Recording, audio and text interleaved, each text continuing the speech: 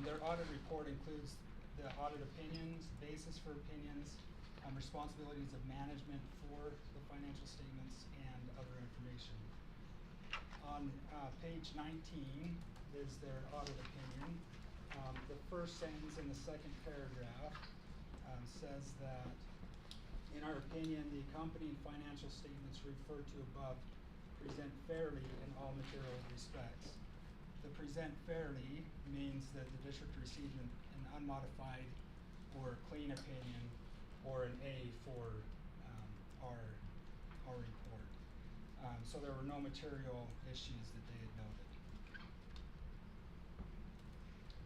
Okay, pages 23 through 34 is the MD&A, the management's discussion and analysis. This is required supplementary information and provides an objective and easily readable analysis of the district's financial activities based on currently known facts, decisions, or conditions. It is intended to provide a narrative introduction and overview that users need to interpret the basic financial statements. It discusses the current year results in comparison with the prior fiscal year and includes charts, graphs, and tables to enhance the understandability of the information. There are several subsections within the MD&A, such as definitions of the government-wide financial statements and fund financial statements, budgetary highlights, financial analysis of the district's funds, and capital assets and debt administration. We go to page 31. Just a couple of bullets here to highlight. If we look at the second bullet item on page 31, it notes that 89.5% of total general fund expenditures was on salaries and benefits. So the majority of our general fund is spent on our employees. The third bullet item notes that the district has committed $43.3 million of general fund balance to economic stabilization, or the rainy day fund. The maintenance of a sufficient reserve is a key credit consideration in the district's bond rating of a AAA rating. Okay, the basic financial statements begin on page 36 and end on page 47. This section includes the government-wide financial statements, which are on page 36 and 37. These statements are prepared using the economic resource measurement focus and full accrual basis of accounting, which is the same approach that a private sector business would use. It presents a comprehensive view or big picture of the district's entire financial position, and it is designed to show the overall financial health of the district. Also included in this section are the governmental fund statements, which are on page 38 through 42. These statements are prepared using the current financial resource measurement focus and modified accrual basis of accounting, and they're used to monitor compliance with legal restrictions and budgetary controls within each fund. We have proprietary fund statements and fiduciary fund statements that are also included pages 43 through 47. Okay, if you look on page 38, and that's the governmental funds balance sheet. This balance sheet lists the district's total assets, liabilities, and fund balance for its three major funds and an aggregate total for its non-major funds. So our major funds are the general fund, the debt service fund, and the capital projects fund.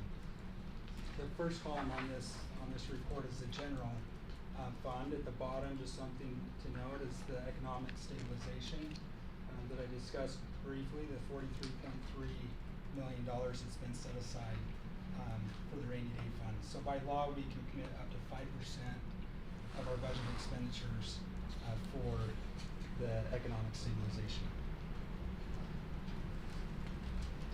The page 40 is a governmental fund's income statement. This statement provides the reader with total revenues and expenditures for each of the major governmental funds and an aggregate total for the non-major funds. At the top of the page under revenues is the earnings on investments, and we saw a significant increase in earnings over the fiscal year. So total earnings for fiscal year 24 was $28 million compared to $16.3 million in 2023, and then comparing that to 2022 of $1.7 million. So a significant increase in earnings that we received The general fund revenues exceeded expenditures by 13.2 million, increasing the fund balance from 120.4 million to 133.5 million in 2024. Okay, pages 49 through 78 of the report is the notes to the basic financial statement section. The notes provide additional information that is necessary to acquire a full understanding of the data provided in the financial statements. Each note is numbered. There are a total of 13 notes. So for example, on page 49 is note 1, which is a summary of significant accounting policies, and it's 9 pages long. This note helps the readers understand accounting rules, terminology related to items in the report, such as the government-wide financial statements, the fund financial statements, the measurement, focus, or basis of accounting on the statement presentation, capital assets, long-term obligations, or fund balance classifications. So as a reader, they can refer these notes to learn more information in a financial report. Note 7 is on page 61. This one discusses property taxes. And so if there's a question on how we report or account for property taxes, you can look at this note and it'll give you some more information on property taxes. Note 8 is on page 69 through 73.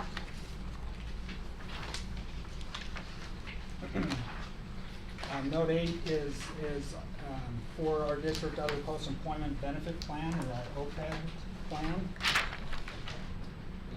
Our OPEB plan is a closed plan, so employees that were hired on or after March 1st of 2006 are not eligible for the OPEB benefits. Every 2 years, an actuarial study is performed on the OPEB plan, which provides us with information found in this section.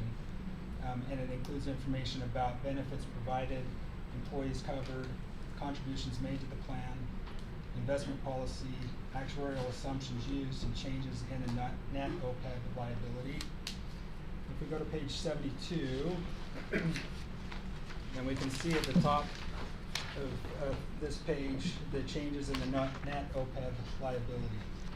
Looking at the right-hand side of that table, we can see that the liability decreased $6.3 million in 24, so it went from $34.2 million to $27.9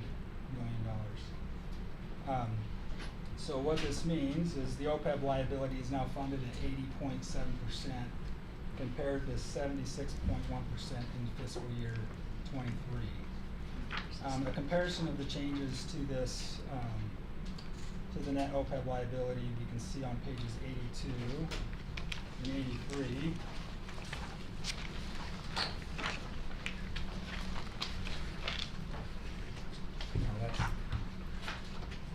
I was afraid I was too quiet. This is perfect, thank you. I apologize if you guys couldn't hear what I was saying earlier. Good job.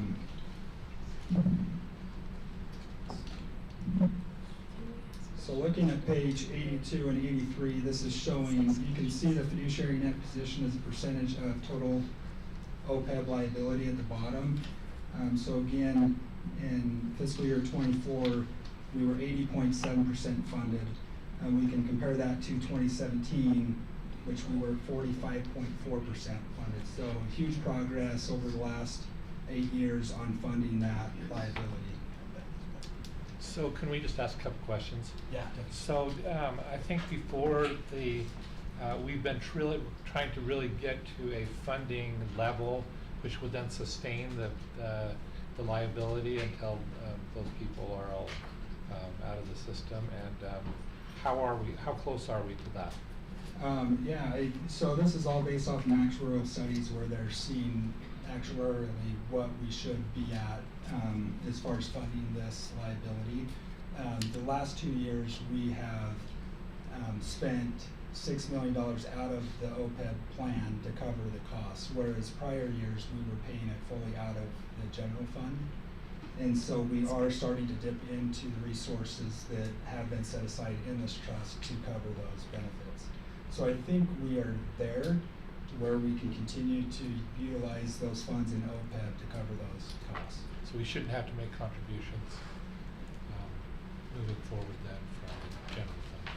Yeah, because what it's showing there, like in FY20, the 2024 number there, the total OPEB liability ending, saying it's estimated that it will cost 144.6 million to keep paying, you know, the employees that are still employees, those that are retired, everybody that's in that system. With some have a Medicaid lifetime benefit, some have a 4, 5, or 6 years of insurance, depending on when they started in their benefit. That 144 is showing that the position we have as assets is 116 or 117. So then that 27 million is what we're short of that. But we also have in fund balance about that same amount assigned to that. But we haven't moved it over there because it's better to keep it in fund balance to be able to have it. But so if we were to move that over, it would be 100% funded. But it's better to leave it in fund balance for higher fund balances for ratings. So our plan is we have enough. We don't really have to get to 100% funded because we can draw from fund balance if the trust hasn't got funds available. Is that kind of the... Yeah, and you can see over the years, like the liability has been going down because there's less and less people on it. So it was, even in 21 was the high point at 161.5 million needed. Now it's down to 144, where the asset is growing, whereas 110 there and now 116. So it's there's part of it that's in the PTIF and part of it that's invested in the stock market, and so it's an 80-20, right? On that? Yeah. So it continues to grow. So if the stock market's doing well, it grows even more. Then Yes, we're it's having the to day. contribute less.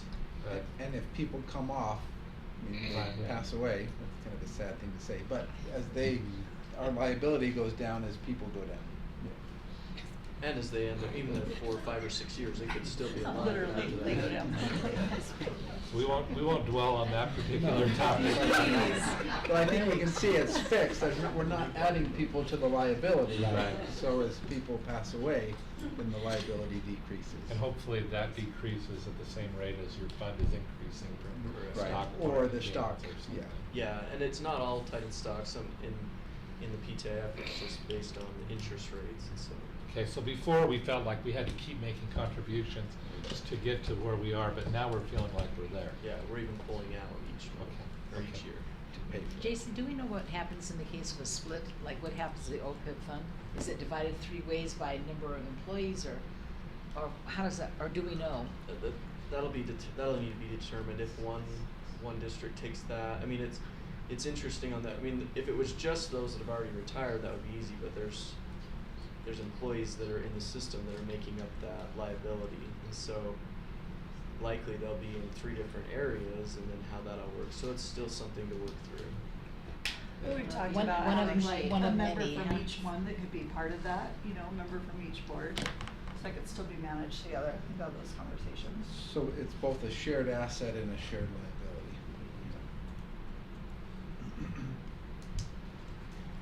Okay, great question. Just one thing to Did you have point a out. question? Mine was very similar to yours. Under the fiduciary net position, the employer contribution line, so 2024 was at $2,010,000. That's what came out of Fund 10 to fund their costs. And so you follow that across, in 2022, 13 million came out of Fund 10, 8 million in 2021. So we're pulling out of Fund 10, or out of the OPEB to cover the costs. And so that line is showing what we paid out of the general fund.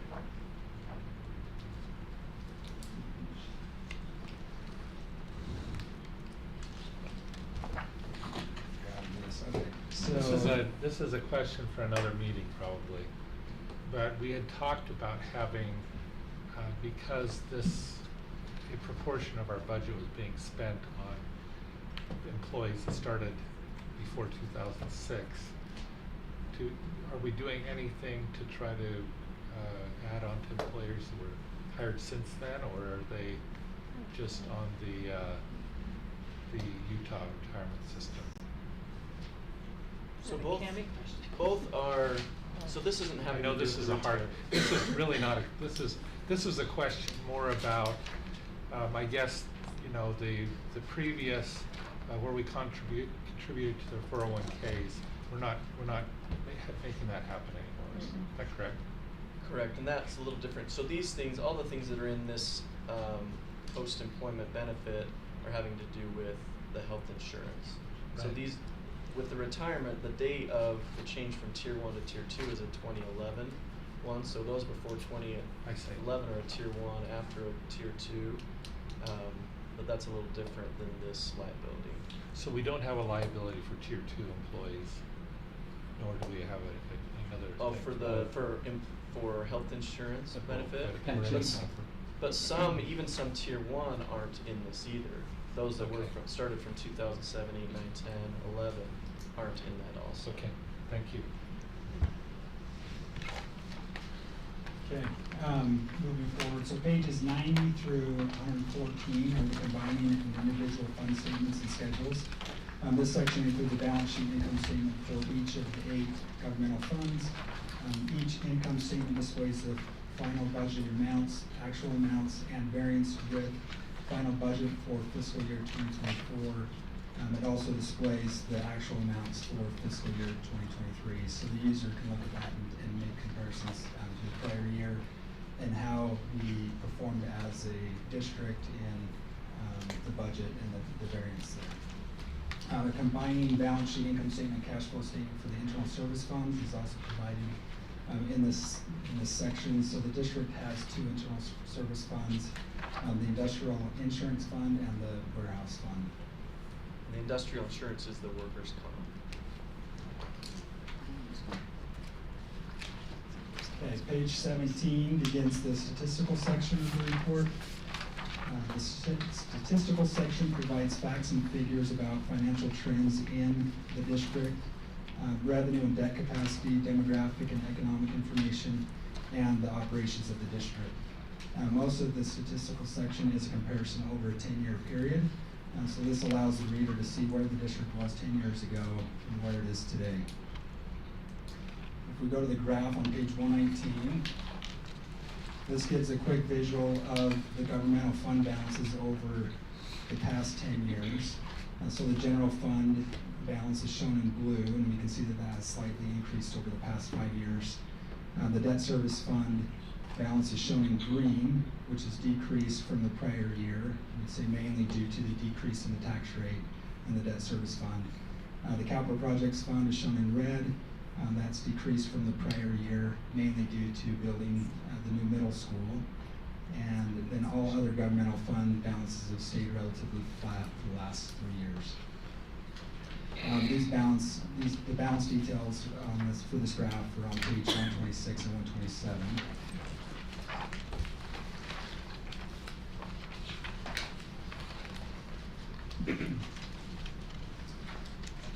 So pages 126 and 127 provide a breakdown of the governmental fund balances over the past 10 years. There are 5 fund balance classifications: non-spendable, restricted, committed, assigned, and unassigned. A description of each of the classifications is also included on page 126. Total governmental fund balances decreased $10.4 million from $330.5 million in FY23 to $314.6 million in FY24.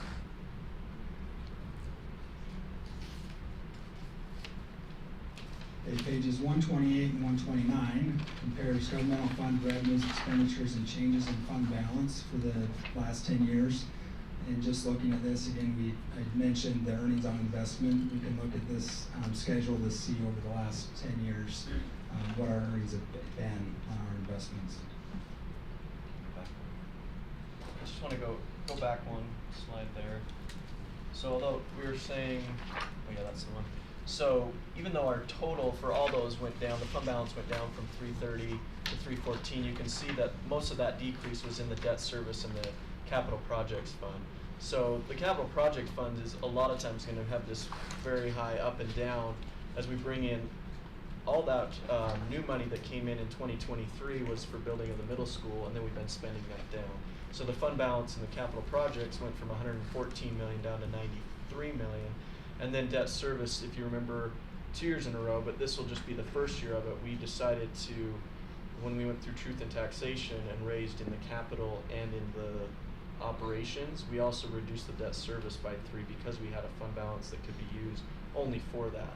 So if you look at that, we went down from 330 to 314 in fund balance, but if you look at the general fund, it went up from 120 to 133. And that's where our operations are at, is we had a surplus of almost $13 million in the final, when we closed everything out for the general fund. One thing I noted in finance committee yesterday, usually when we have that, when we're budgeting, so when we went through the budget process for FY24, we showed that the budgeted deficit was going to be about 13 or 14 million. But when everything was said and done at the end, we actually came in with a surplus of about 13 million. And that is because when we're budgeting, we budget revenues as on the low end and expenses on the high end, kind of worst case in both scenarios. But they usually cross and go the other way, which would be expected. So we're always doing that. So like this last year, in June, when we did the FY25 budget, we had a $8 million budgeted deficit, but we're not expecting that that'll happen. The same thing where we budgeted low on the revenue, high on the expense, so we're hoping that that comes in the surplus also. Okay, if we go to pages 144 and 145, this section shows our outstanding debt by type. So it lists the debt balances for general obligation bonds, our leases, which is the Polaris building lease, notes payable, which is our finance buses, subscription liability, which is our software subscriptions, and then our lease revenue bonds. If we look on page 145, towards the bottom right corner, then it shows what the debt per student is. So we can see in 2023 it was $7,412. That's decreased $911 to $6,501 in 2024.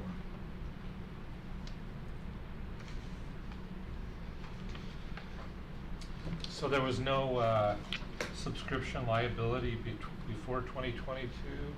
Yeah, so that was GASB 96, with the standard that went into effect last year. And so that's with our software subscriptions. Wasn't required for So it wasn't reporting required before. I see. So has that gone down the last between 23 and 24, or is that just a? Yeah, so we didn't add any new subscription software this last year, and so it did go down in 2023. So what do we attribute the debt per student? Oh, debt per student, not cost per student. Okay, never mind. Okay, if we go to pages 162 and 163,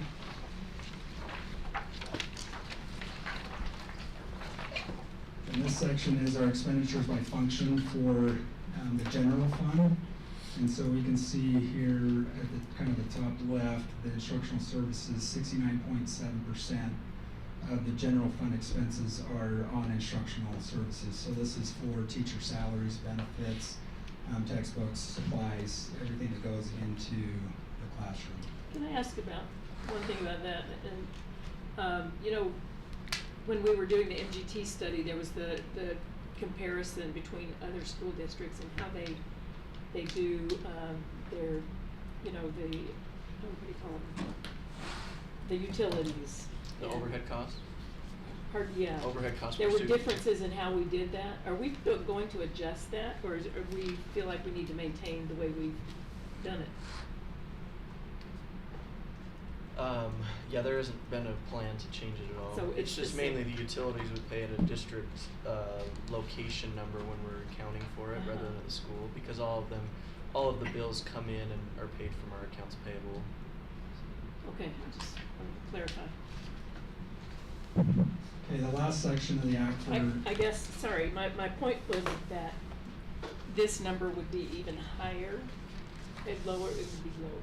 No, this isn't, because what this is when we have the account string, there's a function object. So this is the 1000 function, which is anything going to the classroom. Right. So anything that's separate from that, it wouldn't change that amount in there. Okay. not- So the utilities would be in other items down below that anyway. All right. And the transportation, is that, I mean, is that wear and tear on buses, is that gas, is that, worker, or bus drivers, what is that? 22 million there. Mhm. Yeah, it would be their salaries, it would be, everything associated with transportation, so fuel, salaries, buses.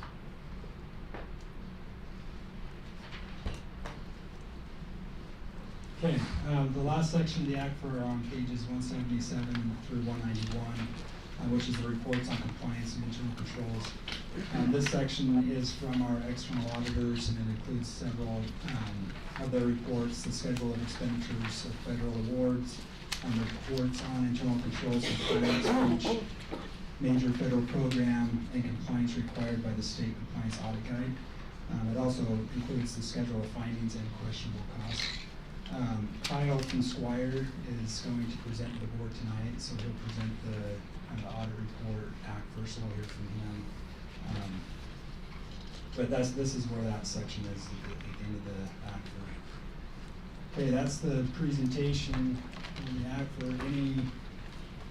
Can you questions? just describe for people that are listening, internal controls, what those look like in Alpine School District? Yeah, so internal controls are, we look at controls that are in place to help make sure that we're reporting funds properly, to protect the assets of the district.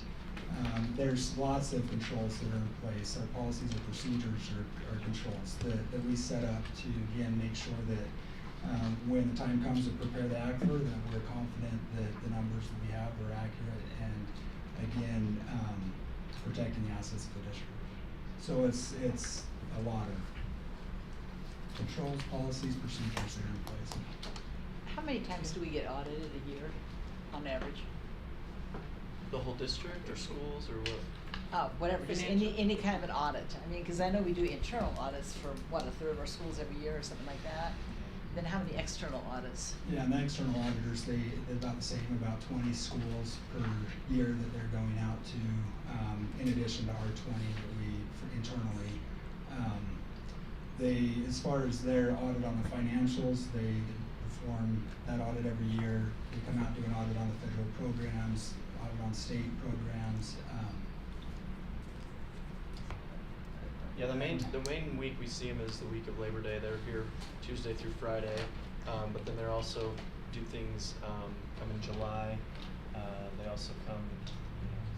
We're in communication with them a lot, but other ones, do they come in October still? So yeah, they come in July, do an audit in July. Then we come Labor Day audit, prepare the ACFR, get it back to them. They go through it, audit it, right, get it back, and make adjustments, get it back. They audit it again. So it's a kind of a constant process at this point. Yeah, when they come in September, it's not just because we haven't even created the report. What they're auditing all the financials, so they have access to our accounting system, Alio. They're in there, and they'll meet with, they'll say, okay, I need to see this, I need to see that, I need to see this bank. So they'll go through all the bank reconciliations for our main accounts, the accounts payable, payroll. They'll make sure that everything ties out and is there and accounted for. How often do we get special audits, like say the school lunch program or something like that? So different from like an external like Squire, but from the state. I mean, there's different audits that are happening all the time. Like there was going to be a Title III one this week. There's different ones from the state also. Okay. Just for clarification, because this is on our agenda tonight, so the motion that we should make is to accept the annual comprehensive financial report. Correct. So it's an acceptance, it's not an approval, correct? I just wanted to acknowledge in our board docs where we have a change from Olio to a new program that's coming up this next fiscal year, or The year we're in, yeah. this, okay, Yep. this year. So it's Link ERP, which Link purchased Alio from Weidenhammer, Mhm. and then has adjusted that. It's a similar product, just to a web-based version of it. Okay. Have we approved quite a chunk of money to make that happen, so Right. you're welcome. Thank you. All right. Okay. We'll turn it over to Ryan. Yes. Can everyone hear me? I will, I'll try to be brief here as we, don't have probably much time, but, Robert did a great job going through the ACFR, the Annual Comprehensive Financial Report. We also prepare a popular annual financial report, which is not as comprehensive. As you can see, it's about 21, 22 pages. It is a companion to the ACFR, kind of summarizes a lot of the material that's in the ACFR, but gives it in maybe a more digestible, more summarized format, more graphical format. I'll point out it's not required. We prepared the PAFR, as it's known, for this will be the 5th year we've prepared it. The ACFR is required, and so that's been prepared for many years. But like the ACFR, after today it will be available on our district website under business services and can be found there in the digital version. It focuses on the district's main 3 funds that Robert mentioned, the general fund, the capital projects fund, and the debt service fund. If you'll turn to page 2, on page 2 and page 4 we have some infographic pages that summarize a number of statistics related to the district. On page 2 we've got things like the number of schools, the number of cities, enrollment, demographics. Oh, I'm not going, you want to do the slides for me? Thank you.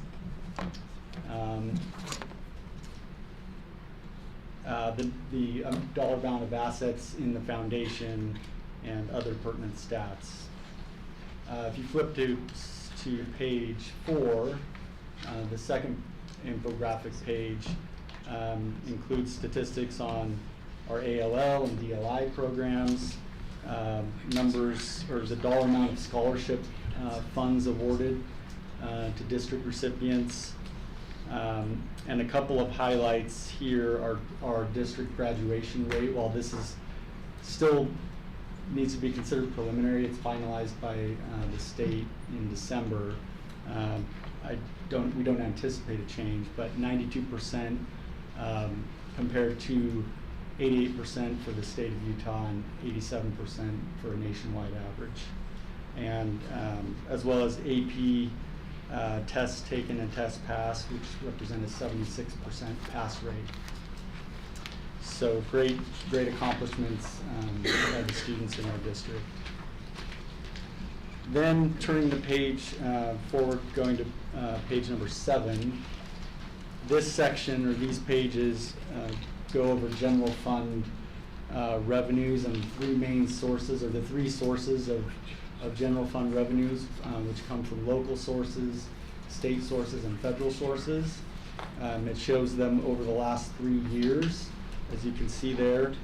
Year over year, local and state source revenue increased as a proportion of the total pie, while the federal share of that pie decreased, largely due to the end of COVID-19 relief funds.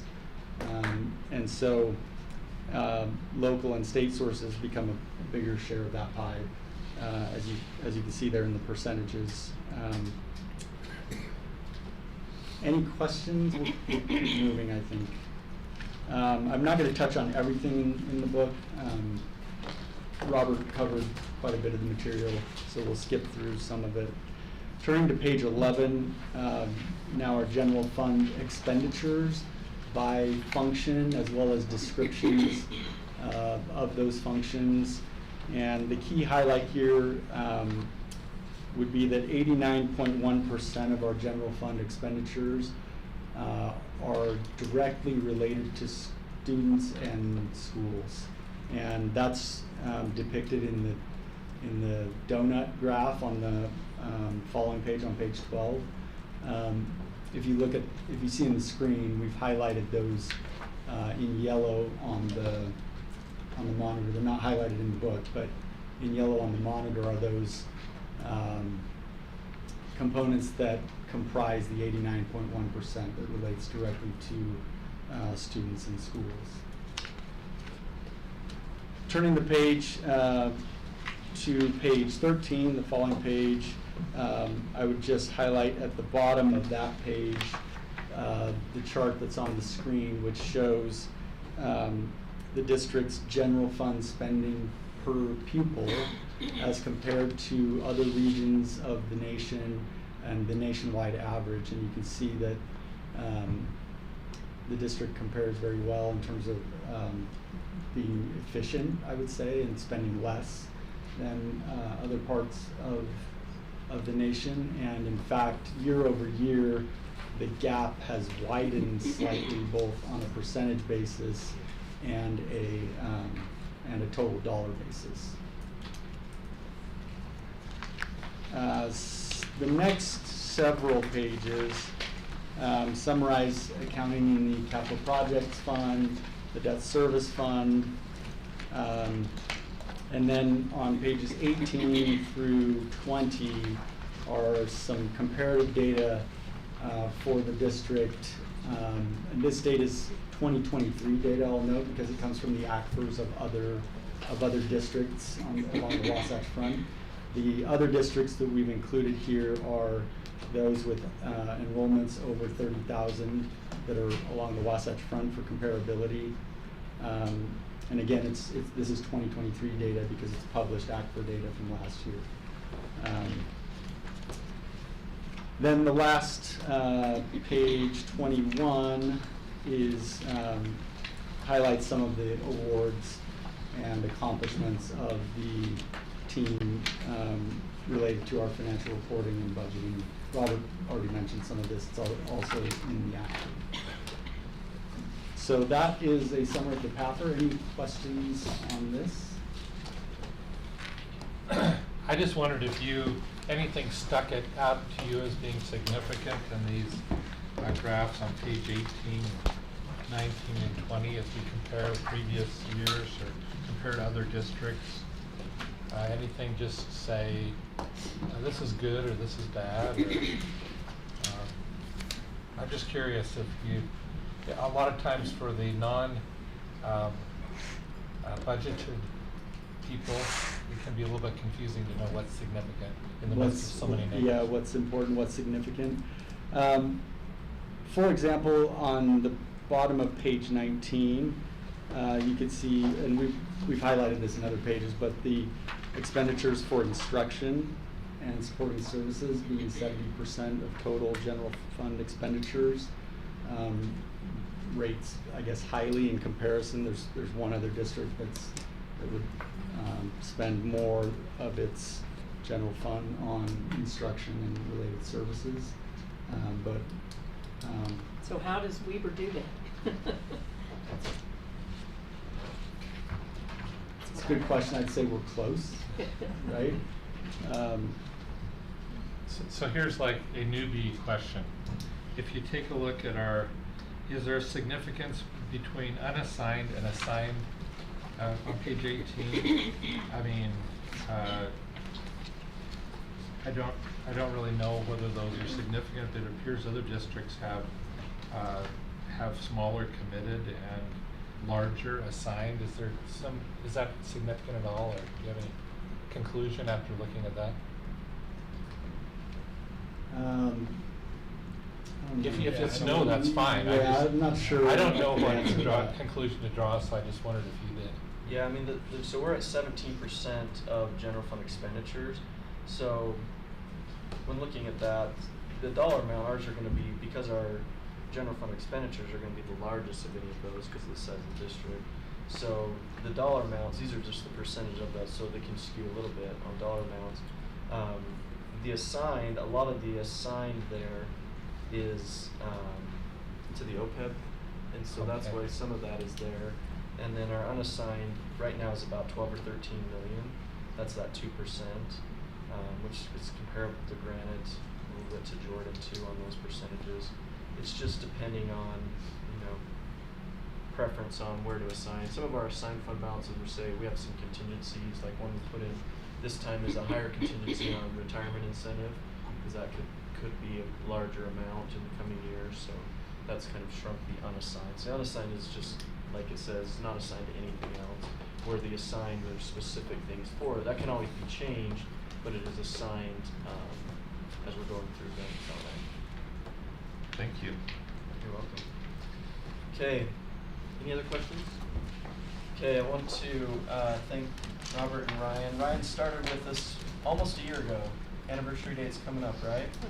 Later this week. And he's been a great addition. We've loved having him and his calm demeanor and his leadership, and he's come in and done just an excellent job. And really want to recognize Robert. So about a year ago too, his title changed to accounting director, and he's just been an amazing leader, excellent leader in our department, someone we can go to, ask questions, always willing to collaborate with, just has a great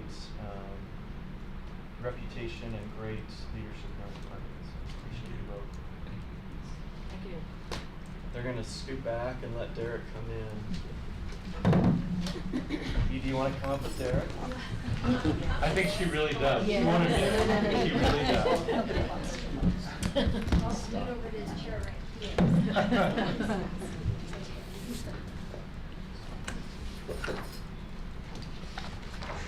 How do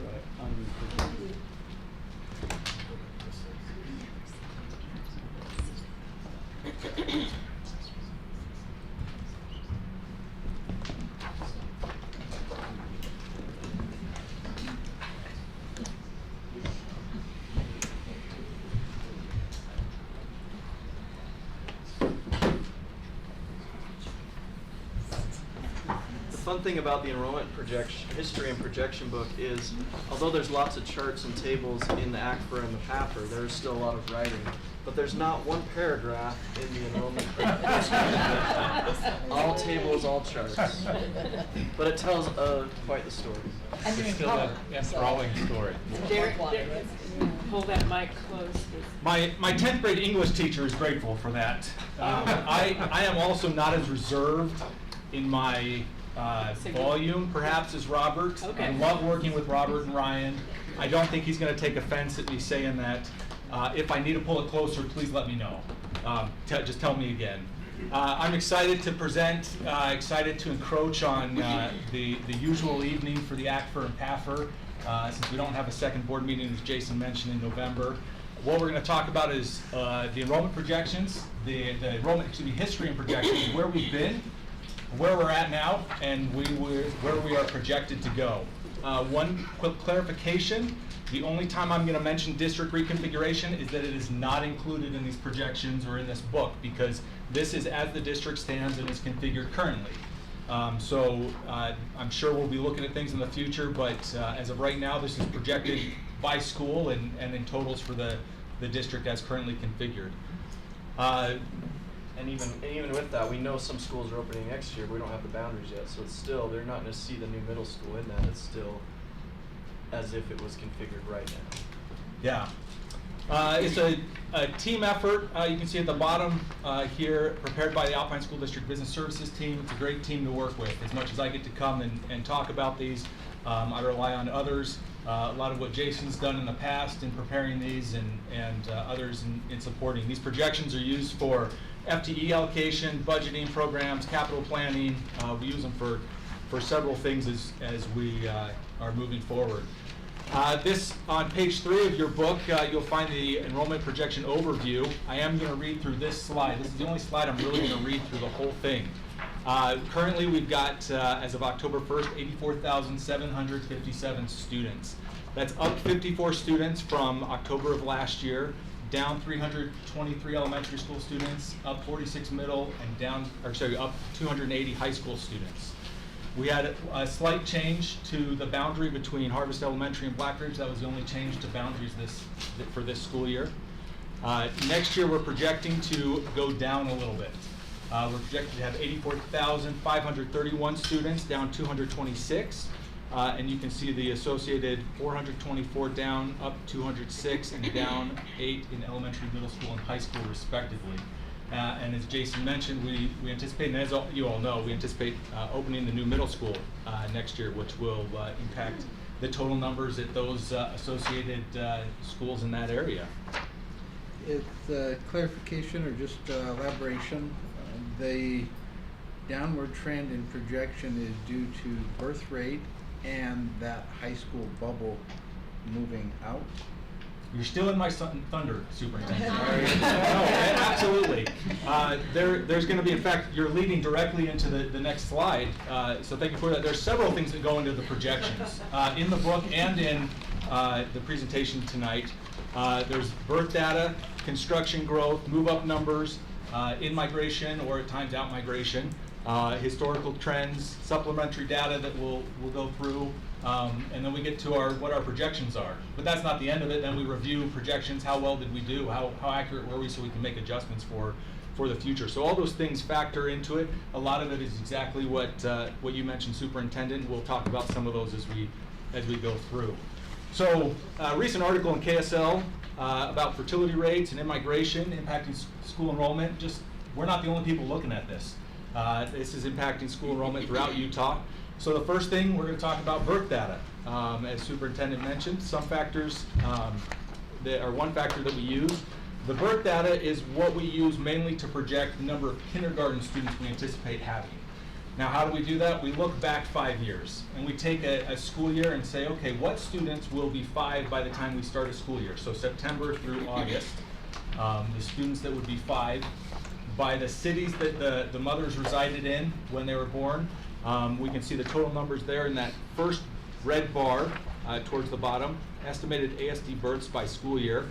And then in the past, years ago, we had about 90% of those, or a 90% rate, would be the actual enrollment in kindergarten 5 years later. That has dropped over the years. We're now at about 75%. But we're using that to project how many kindergartners we have, since there are no move-up numbers to kindergarten. Yeah, Julie Lynn. Did we see a fluctuation or outside of the trend on that moving to all-day kindergarten this year? Like, was that a little bit higher than the trend had been, or lower, or it just? Yeah, great question. So looking at this, if you look down at the bottom here, you can see the fifth column from the right. The 2024, we had 74.6% compared to last year was 77.2%. How much of that was impacted by all-day kindergarten? I can't say. I don't know, but that's a great question. So there's the number of the percentage, but don't know the answer to your question, unfortunately. With this next slide, page 133, is that same data, but in a visual format. You can see the separation starting about 15 years ago, 2009 to 2010. That's when charter schools began, and that separation's expanded a little bit as more and more charter schools have come into, been chartered in the district, and we'll touch upon that a little bit later about charter schools. Then we're going to move to construction growth. We look at permits issued throughout Alpine School District. This lists the entire county. We pull some data from the University of Utah building permits issued, and gather the year-to-date for this year. The latest we had was August, and so January through August of this year compared to January through August of last year. In addition to last year, we obviously have the full year and compare that to the previous year, and we can see some trends of where those construction rates are going. We whittle that down, not just total number of units, but what type of units are those? So one of those is single-family units, which you can see on the screen now.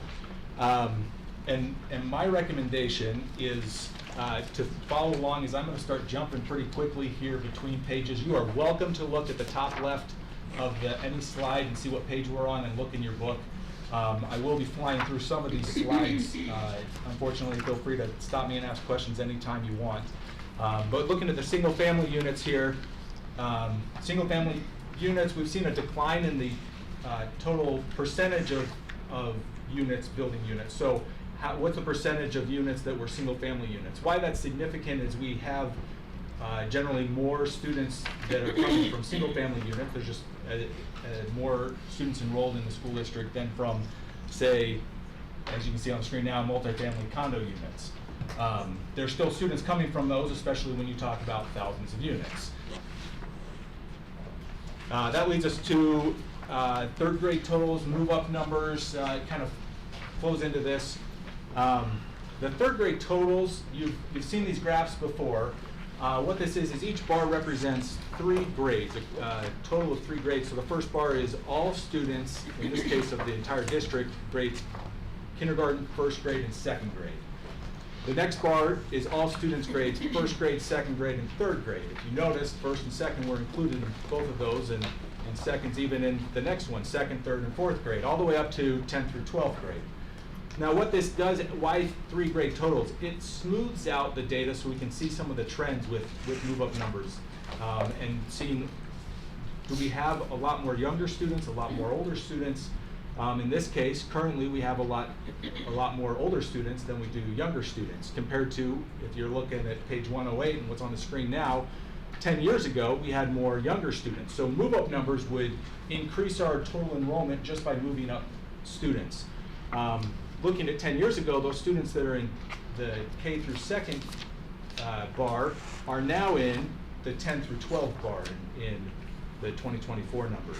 So over time, as I scroll through these next slides very quickly on the screen, you can see 10 years ago, 9 years ago, etc. As we get closer to now, and moving into the last couple of years, last year and this year, you can see how that bubble has moved through the system. And in fact, that's a little what Superintendent was mentioning, and how now we have more older students than we have younger students, and thus that's one of the things that is one of the factors that leads to a decline in total enrollment for this coming year. With each of these, we have associated data, so you can see the total number of each of those grades. Encircled is the growth or decline if it's in parentheses. Remember, that's a negative decline in parentheses. And the cumulative amount in that box, the red box on the screen. Now, keep in mind, this is if it's strictly move-up numbers. This is with no students moving in or moving out, strictly move-up numbers, but it's one piece of data that helps us to drive towards what our projections are going to be in planning for the future. We have the same data for every single high school feeder cluster. So for instance, Westlake's on the screen, and you can see it's a slightly different pattern in that bar chart than what the district has. They still have some younger students, more so than they have in 12th grade, or excuse me, in the 10th through 12th grade, that last bar. And each of those, they have the associated data that goes with it, the growth or cumulative growth. And one thing just to point out is you see some of these feeder charts with the colors, in this case the yellow and the blue, they're in the top right. Those are simply indicating which junior high they feed into. So the blue in this case, like at the top there, Brookhaven is feeding into the blue Vista Heights Middle School on this page. It also, that Brookhaven says 40%, that means 40% of the total of Brookhaven feeds to Vista Heights. And so the total numbers there, if you look at Brookhaven on the far right, Brookhaven has more than 430 students. It's listed 430 because that's 40% of its population. So these are the students that are feeding into this high school. Harbor Point, there in the yellow, feeds to Lake Mountain, and you can see that for the 3 grade totals and some other feeder data later on that we'll address. So talking about move-up numbers, and then bringing in some migration with it as well, because it's more than just move-up numbers. We know kids move in, move out, etc. On page 15, we have our October 1st enrollment, actual and projected. But what I want to focus on is the bottom part there that's circled in several different colors. The first thing is the part that's circled in that red, that middle line. The far right bar, or the far right blue square, and circled in the red line, is that negative 1,249. That's our K-12 differential, a term you may have heard before. If you haven't, we have failed you in presenting enrollment projections. But the K-12 differential is our current kindergarten students minus the number of last year's 12th grade students. So if we are strictly moving up numbers, how many students did we gain or lose based on how many 12th graders left and kindergartners came into the school district? So in this case, we lost 1,249, or we declined that number. Now, as you know, we grew 54 students this past year, so how did we do that with a loss of over 1,000 students? Well, there's an implied migration, that bottom number, of 1,303, or 1,303 students. So we know that there's students that are moving into the district, even though there's, and that could be in any grade, even though there is a negative K-12 differential. This is the same data, it's just in a visual format. This move-up number shows a little more of the bumps we experience in different grades. It's not surprising, kindergarten to first grade, as kindergarten's not required. We'll see how that changes, as Joylyn brought up, we'll see how that changes over the years with kindergarten being offered all day. If there's a less or a greater bump moving from year to year. 6th to 7th, as students move into junior high, there's usually a bump. And in 9th to 10th, as students move into high school, there's usually a bump. And then in 11th to 12th, there's usually a decline, and you can see in that red bar is that K-12 differential again, that 12 to kindergarten, or what's the difference between your current kindergarten and last year's 12th grade. So, all of those move-up numbers, birth data, construction data, then we're going to bring that in and talk a little bit about feeders and cluster enrollment. So moving beyond just the district as a whole, what does it look like for different feeders? What are we looking at? Here's the feeder flow chart. It's on page 35. The colors simply are to a visual cue to match up where a school is listed twice. So for instance, Mountain Ridge is in green. It's listed under American Fork High and under Lone Peak. American Fork High, you can see it says 27%. That means 27% of Mountain Ridge feeds to American Fork High and 73% to Lone Peak. And so that's our feeder flow chart that we're using to see where the feeders are going for those elementary and junior high students. It's something that I've been reviewing the last couple of years, and that I know Jason's reviewed in the past, that we'll update as new boundaries are created, boundaries are adjusted, and where those schools feed to. Looking on page 37, it's a total aggregate of all the feeders, if you will, the entire district, but how many total elementary, junior high, high school students we have, and special schools throughout the district. Now, this is interesting to see it as a district as a whole, but this data is broken down for every single high school cluster or feeder throughout the district. So here I'm using the example of Skyridge on pages 52 and 53. You can see the trends there in the graph. Interesting trend going from 2020 to 2021. That's when Viewpoint opened, which is why the high school declined and the junior high enrollment increased, is because those 9th graders came to or moved back into the junior high. In addition, the elementary, Liberty Hills moved from the Lehigh cluster to the Skyridge cluster, and so thus the increase in the elementary enrollment. And so it's interesting to see enrollments both with changes in boundaries, but also just growth or decline in general. And here you have the associated data there on the right, the same like we went over before with the colors, blue and yellows feeding to the junior highs, and the associated percentages that feed into each of those. This leads us to a chart we've had in the past, but is expanded just a little bit this year. It's our 5-year back and 5 years forward by high school cluster, or feeder, if you will. The same data we're looking at from those feeder charts, but just listed all the clusters here. You can see 5 years back, the actual numbers from 2019, the actual numbers from 2024. So the actual growth there in the green, or decline, and this year we added the percent change. That was a request that was made in last year's meeting, and got that added there.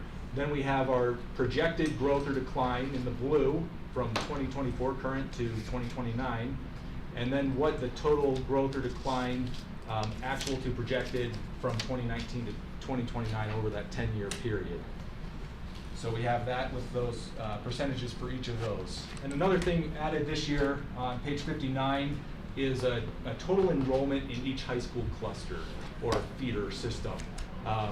Something as I know there was interest in having a comparison between the high school feeders, and so this is a total enrollment for each of those, so you can see all on same scale, all in the same graph, and see what they're looking like for their total enrollment on that one. This next section we're going to, if I haven't been going fast enough for you, we're going to go through just as quickly, we'll put it that way. Yeah, Joylyn. When we're looking at, you know, our 5-year forward versus our 5-year back, how do you kind of come up with those adjustments? Like, what are you really looking at to get that 5 years forward? I just, like, I look at Westlake and it grew 20% over the last 5 years, and in the next 5 years it's only gonna grow 9%, which makes me happy. It means I can drive on my roads and get to where I need to go, but that doesn't match the reality I'm seeing every day, so I'm curious how that. Yeah, so jumping back a couple slides here to that Skyridge graph we were looking at before. So that data you see on the right side, you can see the projected in the numbers. So it's just like move up numbers. It's not simply move, it's all of the factors. It's the birth rates, it's the construction, it's the move up numbers, it's how, you know, charter schools impacted, the in-migration, K-12 differential, et cetera. It's all of that is factored into projecting out next year's numbers and out 5 years, every year for the next 5 years. So we don't just look and say, well, this school, I think it's gonna be this. We look at every single grade and the history in that, every grade, every school. So if we're looking specifically at one elementary, we can see that they're gonna go down a little bit because their 6th grade has 150 students and their kindergarten for the 1st grade has 100. And the 100 is gonna grow a little bit, but it's not gonna go to 150 according to the past percentages as we go up. He'll go to a chart too that shows even in the elementary totals, and you can see that there was only 2 cities that had growth in elementary this year, and it wasn't Eagle Mountain and Saratoga, it was Eagle Mountain and Vineyard. That's because there's a moratorium on growth in Saratoga for another year. But a lot of it's that the 3 grade totals. We can see not all of them are like that. You can look at Eagle Mountain or Cedar Valley, but there's a lot less in the lower grades than there are in the upper grades. So great question. It's just using, it's the 5-year back and 5-year forward is using a total sum of all of those feeders, those actual, or those projections we have down, like Jason said, to the grade level, summed up to the school, summed up to their feeders, elementary, junior high, and high school. Absolutely. So some other things that are in here in the projection book. Page 10, there's a high school history and projection. You can see with this, what was the actual enrollment, what was the projected enrollment, and what was the difference. So I've highlighted there for each of the high schools on the screen now. What was that difference? How far off were we in projecting the total enrollment at each of those high schools for the last, I believe it's the last 12 years, from 2013 to 2024, if I do my math right. Pages 60 to 69, there's graphs. I've just shown 6 of them on the screen. No, I do not expect you to read what's on the screen, but there's graphs for the enrollment, history, and the projection down by school, by cluster, that you can see for just a visual representation for each of those. A lot of the stuff, as you'll notice, is there's similar data presented in different ways throughout the book. And so some of it's visual, because looking at a chart like the one in the top middle there and seeing how Cedar Valley's projected to grow, to me tells a story that, yes, a spreadsheet tells, but you can see it visually with that upward incline on that projected enrollment. Page 75 has elementary totals by city. This is what Jason was referencing just a moment ago. And you can see even like Saratoga Springs there, the total enrollment. This is actual enrollment change from this last year, the very bottom right of page 75, and what's on the screen. The total enrollment in Saratoga Springs for the elementary schools declined by 1 student from 2023 to 2024. And you can see each school throughout the district, each of the elementary schools, and then grouped by city. Page 79 has the elementary totals by city just visually, so similar data just visually. Page 81 has the average school size by level district-wide. Always interesting to see trends, to go through and see things like, okay, why did we decline in junior highs from 2002 to 2004? Well, that's when Timberline and Willow Creek opened, or we can see other things when schools open, or other factors in there, and see some of the trends in the average school size. I was trying to figure out how to describe this next chart. The best way I can describe it is this is a chart of district personnel displayed emotions during the past week. Some people were a little more steady than others. You can see the bottom line's brown. That's superintendent. He was pretty steady until at the end of the week he found out the weather was bad and he couldn't ride his motorbike to work. He had a little blip there. But no, this is an average elementary size by city. And honestly, the best way to read it is to look at the legend and pick out which city you want to look at and focus in on that color. Yes, it's a exciting or messy, whichever word you want to use, or both, chart. But something that's interesting to see is as there's growth and decline, and of course there's places where there's growth and there's a boundary change, or there's a new school added, or things of that nature. And some areas have been more fluctuated more than others as those changes have happened. Page 92 has district growth by size as reported by the state, sorted in this page from largest to smallest district. Page 95 is charter school enrollment, and there's several pages after that for historical years. But the charter school enrollment is one that we'll look at even by grade. In addition, the page 104, it's similar data, and you can see all the charter schools, where they're located, the city they're located in, what grades they serve, and what year they open.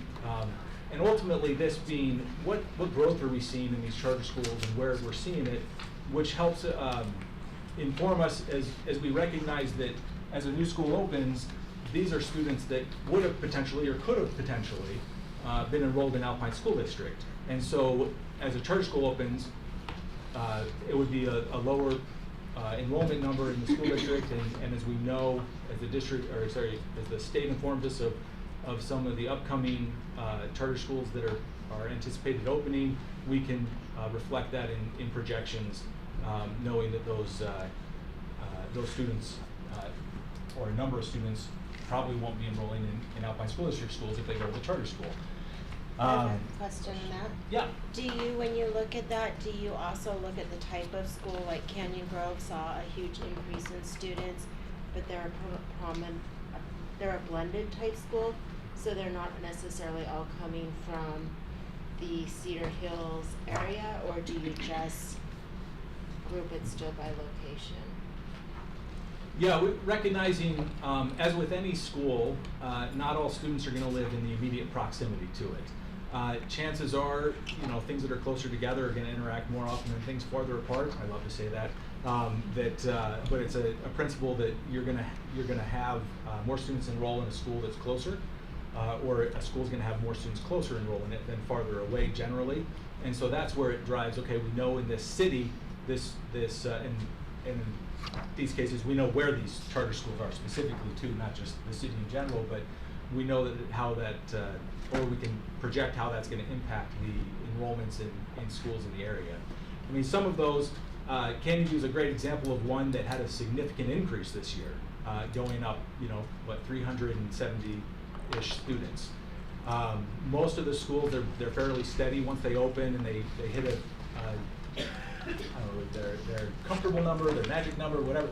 They're fairly steady, but some of them we know that there's new charter schools that will open, and there's charter schools that have an increase in their charter number and will have a potential increase in enrollment. How much of that impacts immediately the following year, and how much builds out over the next couple 3 years. Some schools faster than others.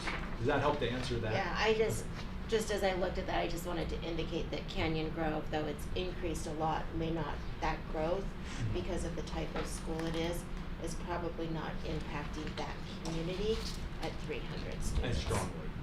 Yeah, great. Thanks. Appreciate that. Yeah, hit that. Just recalling that in Finance Committee, we talked about this, that the charter school overall enrollment is mirroring the decline that we see in our public schools as well. And I just wanted to. You mean it's declining? Yeah, it's reflecting the same declines, that we're seeing even nationwide. Okay. Yeah, it was interesting as I looked at the birth rates and looking even at kindergarten numbers and looked at the number of kindergarten students in charter schools this year in our district. So 1,567, and it was a couple hundred different from the total number. If you added our Alpine School District kindergarten plus the charter school, it was a couple hundred gap to get the estimated ASD births from 5 years ago, which would put us in that 90% from 20-ish years ago. So a great point that confirmed by that data and other data as you're mentioning, absolutely. So all of this information is combined, that is an easy way of saying it, into our enrollment history and projections. What we're going to look at here is a chart of the history from the last several years, the last 12 years, and that is indicated by the black line and the black labels or numbers on there, starting at 72,467 in 2013, going all the way up to 84,757 this year. The red line indicates the next 5 years projection, the current 5 years out projection. So this year's 5 years out, projecting that, that 84,531 next year, going out 5 years from now, 85,706 students.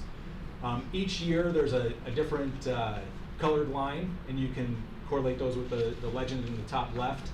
And so as we pointed out in the past, the closer you are to the year, the closer generally, the more reliable, well, not necessarily reliable, but the closer the actual is going to be to projection generally.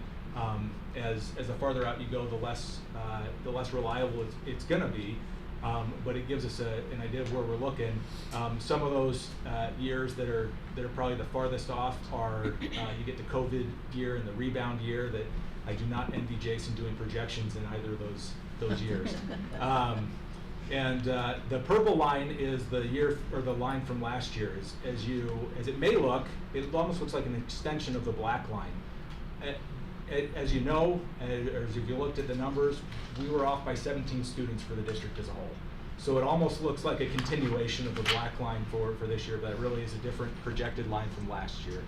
Now, some of those, before we toot our own horn and say, oh, we're only off by 17, yeah, some schools were off by more than that, some were higher, some were lower, but just as an aggregate being off by 17. What we're projecting for this coming year, you can see by grade, by school. And in the book, there's the next 5 years. What we're showing here is next year's 2025 projections. A couple of things to note are some large elementary schools. Though I just highlighted just a couple of them that are over 1,000. Now, not all elementary schools over 1,000 are growing or declining or equal, if you will. And please don't take that out of context, calling them equal or not equal. But looking at Desert Sky and Dry Creek, Desert Sky is expected to grow a lot more than Dry Creek is this coming year. You can see that difference in the far right column of the elementaries.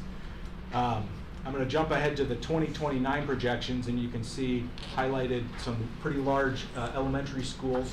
Again, this is without any changes to boundaries, without any changes to schools opening or anything like that. So seeing Desert Sky, Mountain Trails, North Point, Thunder Ridge, Trailside being rather large. Also seeing another one highlighted in red there that is not a surprise as we've had conversations, but is a surprise if you were just to go back and just look at past enrollments is Cedar Valley Elementary.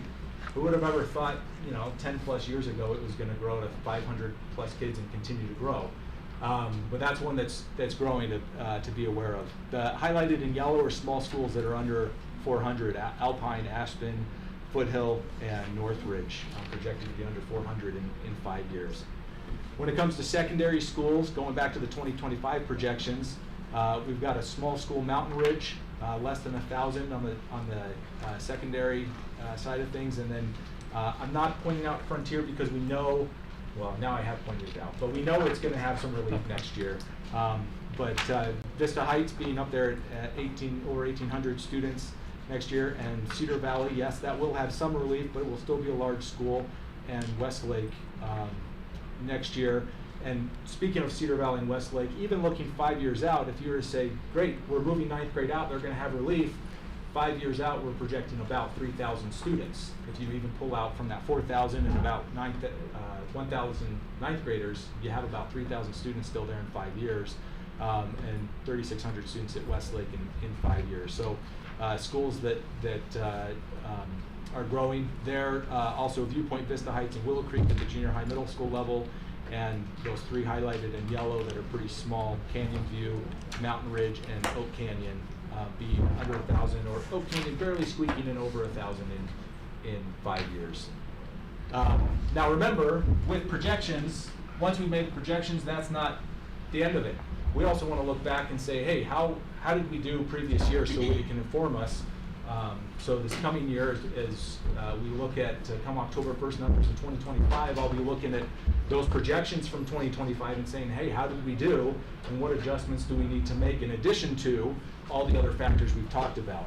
And so what you see on the screen here, it's not included in the book, but this is just a kind of a high-level overview of how far off were we each year at each level: elementary, junior high, high school, special schools, and then the grand total. And you can see highlighted that grand total projection percentage that we're off from 2.26%, again, that we were under the COVID year. We were over projected 2.49. In 2021, we were under projected, so we're off by 2.49%. Anyway, and then off by 0.36 and 0.97 and 0.02 this year, where we were off by just 17. So it's great to look back. I look back at every single school, at every single grade, to see where we were off, what adjustments we need to make. Looking at the averages there with 5 and 10 years back, not just looking at the percent average in that second to right column, but looking at the absolute percent. So the reason looking at absolute percent is if we were off -1% one year and we're off 1% the next year, that averages out to 0. That sounds really great, but we were still off by 1% one way or the other. So the absolute value gives us a better average. And you can see the last 5 and 10 years at 1.2% and 0.92%. For each of those respectively. If we were to pull out the COVID and rebound year, that drops each of those to about 0.5%. And so something that we're pretty good at getting close to the overall, and we continue to refine down to the school level, that we recognize that some schools we're a little over and some schools we're a little under. So with that concludes the prepared presentation. Any questions that you have with what we flew through? So I just, this is up here, and I mean, initially during COVID, I mean, we were lower because a lot of parents homeschooled their kids or something like that. So that first year, but it's just interesting that we never caught up to that slope, even after parents returned their kids to school. Any just guesses as to why we went flat all of a sudden? It's just kind of an interesting divergence in graph. Yeah, some of it is going to be the choice of parents. I think looking at that graph, we almost caught back up if we were to take kind of a line and draw a trend line, looking there at 2021 and 2022. That's where it, like you're saying, Mark, it drops in 2022, and then 23 and 24 we flatline. So, a lot of that's driven by the birth rates and that K-12 differential. There's other factors of charter school less building growth, maybe. the building numbers declined compared to about 2-3 years ago, 4 years ago. But yeah, all those factors factor into it. There's not one that I would say, oh, this is the factor that flatlined that enrollment trend. I think they all factor in, some a little more than others, obviously. I think the birth rate's the biggest thing, because you can see that it's flatline, but then we have it going up a little bit, that red line, because the last 4 years births have gone up 2% over the last year, but for like 10 years, 12 years, it was just flat. So I think a big thing on that is just after 2008, 2009, number of births per capita just, even though births stayed flat, births per person went way down. Very interesting anyway. Yeah. Anything else? I have no more jokes about you, Superintendent. Okay. That's why we're ending it. Just, I think a couple things that to me stand out. When I was a principal and I would get this, I would jump to that 5-year out. and I would look at my school and say, where am I gonna be in 5 years, to give me a sense of where things were going. So I think that page 30 and 31, if you just go down that last column and look at green and blue, and how far it goes green, how far it goes blue, will give you kind of a sense of where that trajectory is. I also believe pages 108, I think it starts at 108, maybe it's 109, 110. These graphs here, by feeder area, I think give a very telling, show a very telling story of those trends. To your point, to Joy Lynn, you look at Westlake, it looks very different from American Fork. See, American Fork, you look at this as a high school and you say, okay, and even as a junior high, we're going down in population. That there's a reduction in population, whereas Westlake say we're going to see bumps because the incoming, just the roll-up numbers are larger than the roll-out numbers. So we're going to see that. So by cluster, and as we move towards reconfiguration, you can see larger geographical areas, cluster those high schools in each geographical area, and that'll give you a pretty good sense of where the population trend is going for that cluster area. And just as you look at those maps, do note that the scale on the left does vary. It does. And that variation happens because of the change in some of the schools. Right, it's not consistent. So, but you can look at the numbers and say, okay, next year, just in roll-up, we're going to expect 100 less in the high school. As the 10-12 moves out and we get the 9th, 11th, that becomes the 10-12, we're going to, it just gives you a good visual there. So I think those are good things to keep in mind on a macro level of where areas are trending. And there is a little fascination in some of these areas, like River Rock declining, but Northridge, North Point significantly growing. Liberty Hills growing. So that geographical area has some significant decline and growth simultaneously. Great work and great jokes. Great job, Derek.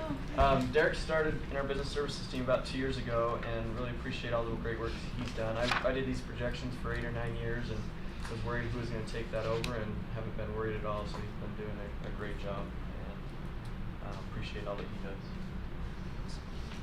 Your baby has been taken care of.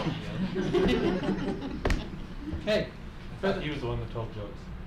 well, given the nature of the jokes, I thought I had to step in. President Hacken, I believe that concludes our presentations for study session. Excellent. Thank you so much. This is so helpful, so informative. It becomes like the Bible for the next year, these books. So with that in mind, let's take a break, and we'll see you all back at 6 o'clock for public hearings and for school board.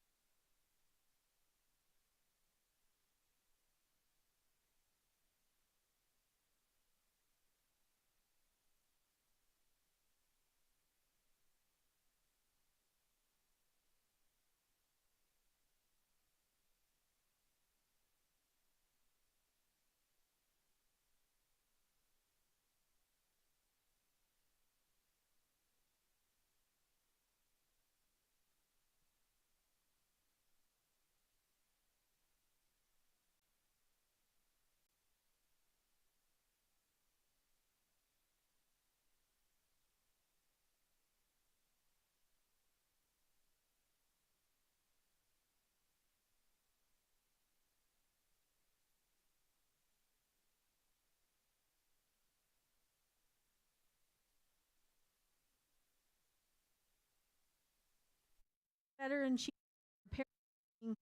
to buy it new. We've already paid the taxes for those grants, so we should take advantage of them. Number 2, closing Linden and Windsor is a big decision. If Alpine School District isn't going to exist, then why are we rushing to do this decision now? It should be made by the new district, who will be able to determine if they need the schools or not.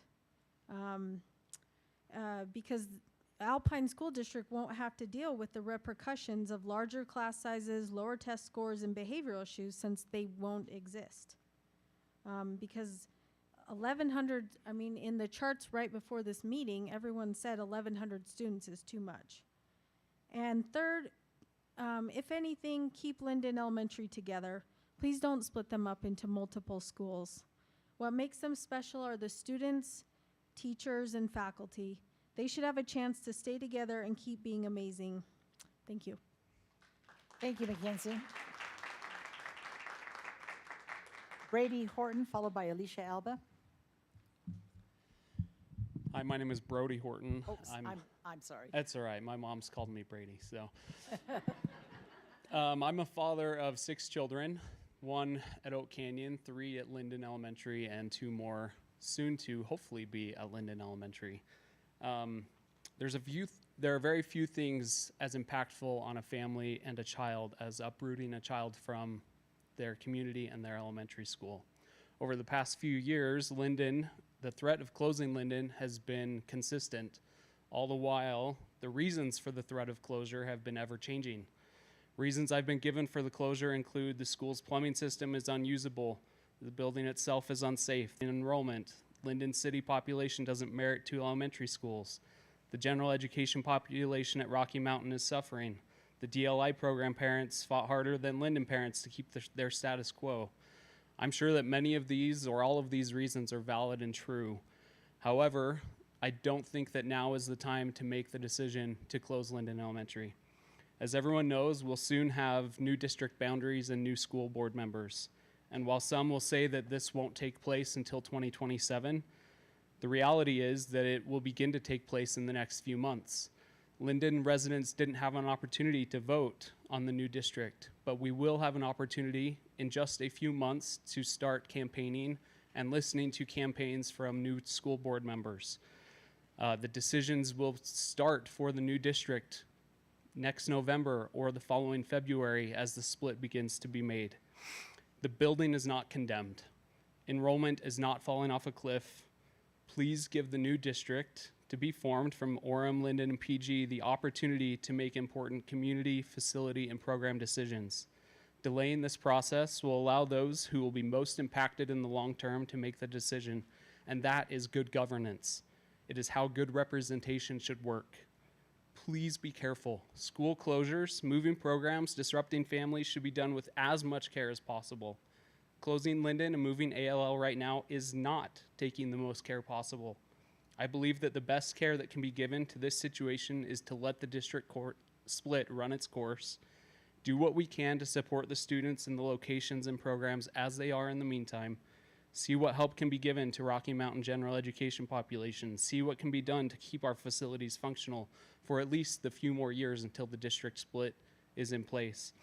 And then let's work together as a community to preserve the culture of Linden, to preserve the culture of these schools, and to preserve the programs so that in spite of which halls and walls they're housed in, we won't lose the spirit and strength of the programs and communities. Thank you.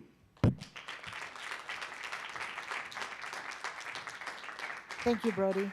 Alicia Alba, followed by Chandra Mueller. Sorry, I'm a little short. There we go. My name's Alicia Alba. I want to first of all thank you for the opportunity that you've given us to give comment and for us to share our thoughts with you. My thoughts kind of start off similar to the ones you've already heard about. Please press pause on the school closures for Rocky Mountain, or for Linden and for Windsor. In light of the split, I really feel like it's important that we allow these decisions to be made by these new boards that are going to be moving forward in these areas. and making sure that things work for the future. Recently, voters indicated loud and clear that we really want more local control. And so I ask that you please allow the residents in Linden, Orem, Vineyard, and PG the opportunity to make these decisions in the coming years. We do have ideas for addressing the issues that are in our areas, like low enrollments or maintaining our programs. And we ask for you to please allow us to make those decisions. Each area, it is especially painful for the east area to lose 2 more schools, as we've lost so many in recent years, and as our population is already feeling really down from not being able to vote on the split. It felt like the split was done unto a lot of our citizens in our area, and we ask that these closures not also be done unto them. We have some questions about how much savings there are from the previous closures. We've heard answers from district administrators such as definitely less than $1 million, or 200,000 is how much we saved. So it's essentially the cost of like one admin. And it's just very concerning that an entire community would be disrupted for thousands of dollars of savings when we're talking about millions of dollars of assets. And even more than that, we're talking about students and the ability for them to be able to continue in their schools and in their communities and in their thriving programs. We don't want them to be bearing the brunt of these situations as they struggle to learn in overcrowded schools, insufficient facilities, specialty programs that are struggling, or less personalized leadership. I have some other numbers on Rocky Mountain. Their numbers have stabilized. It is not a declining enrollment area. They did drop after the chaos of the last few years, and but they're starting to climb again. The DLI program is still strong, and it is getting stronger. And we hope to be back very soon to where we were just 2 years ago, where there was a long wait list to get into our program. We do still have concerns about the low number of general education students at Rocky Mountain. Even though we do pull in students from Linden, North Orem, and PG, the boundaries are still so tiny that the numbers are just going to be low. And this does need to be addressed. We have ideas for addressing that. Closing Linden is not one of those ideas. Linden won't fit in Rocky Mountain. They're at capacity for their building. We would end up with a tent city in the back of our school for several hundred students if we tried. We're looking at about 1,100 students at Rocky Mountain, which was built for about 700. It's just not sustainable. Not only does this disregard the stated goal that we have of closing Linden in order to have people in seismically safe structures, but it also leads to many negative consequences for having yet another ASD school trying to operate beyond capacity. And I'm going to press pause there because I'm out of time, but I am going to come back. So thank you. Thank you, Alicia. Chandra Mueller, followed by Cassie Haldeman. Hi, thanks for letting us speak to you tonight. I'm from Rocky Mountain, but I also have the pleasure of working there as an aide. So I have a couple of different viewpoints. One thing that I'd like to say is that nowhere in any presentations have I seen discussion of bathrooms. We have 3 sets of bathrooms with 4 stalls each. So there's 4 girls, 4 boys, which makes what, 24 bathroom stalls for, we already have 600 kids or whatever. And my room is right across the hall from that, okay? I don't have time to run to the teacher's lounge half the time to go to the bathroom, so I end up trying to go into the one there. When kids are coming in from recess, I can tell you we've got 5 or 6 kids waiting to go into the bathroom. We don't have room for more kids going out at recess at the same time and coming in at the same time, because there's not time to go to the bathroom when you only have 24 spots for it. We also only have 3 drinking fountains for the entire school. Beyond that, as Alicia said, turning the back into a tent city, as she said, is not a great option. We use the entire amount of playground that those kids have. And putting trailers on all of that asphalt just diminishes the amount of things that they're able to do, and the amount of things that the gym class is able to do, and the amount of outside learning that kids are able to do. Because, as Mr. Rogers said, play is the work of childhood. Without kids having that outside time to take a break, to wiggle their bodies, to do all of that, they cannot internalize all of the learning that they've done that day. We cannot take room away from that. My last point is that I'm going to go closer to what everybody, from what everyone else is saying. I don't think that this is a decision that should be made tonight. I think that even if you're not going to wait for a new entire board to be elected next year, I think you need to wait for the board that was just elected. Because I think that the board who's going to have to deal with the fallout of this decision needs to be the one to make that decision. It's not fair on all of them to have to deal with fallout from what you guys have done if you were voted out. So that would just be my last point. Thank you so much. Thank you, Chandra. Cassie Haldeman, followed by Alden Hunsaker. Hi, my name is Cassie Haldeman. I have 3 children who attend Linden Elementary, and we love Linden Elementary. We love the teachers, the administration, the secretaries. We love all the specialties. We love the location, the win time, the traditional half-day kindergarten, which my son is a part of, and we love the separate cafeteria and gym. This is an ancient relic that should be preserved. Linden Elementary is home for us, and yet we are not blind to its physical faults. While the facility is aging and we may need to be rehomed, I have been thinking about what is best practice in caring for children who for various reasons need to be removed from their homes. In these circumstances, social workers prioritize what is termed least disruptive measures, which is to say the most successful outcomes follow when care is taken to minimize the disruptions to the child's environment. Some examples of this might be keeping siblings together or rehoming children in the home of another family member. In addition to the current proposal of closing Linden Elementary, we are all gearing up for the district split. My question for your consideration is this: how can we employ the least disruptive measures for all of the students of Linden Elementary and the rest of ASD? One idea is to pause these decisions until after the district split is complete, which has already been mentioned. However, if closing Linden is imminent, I do have some ideas of how to make these changes less disruptive for the students in our area.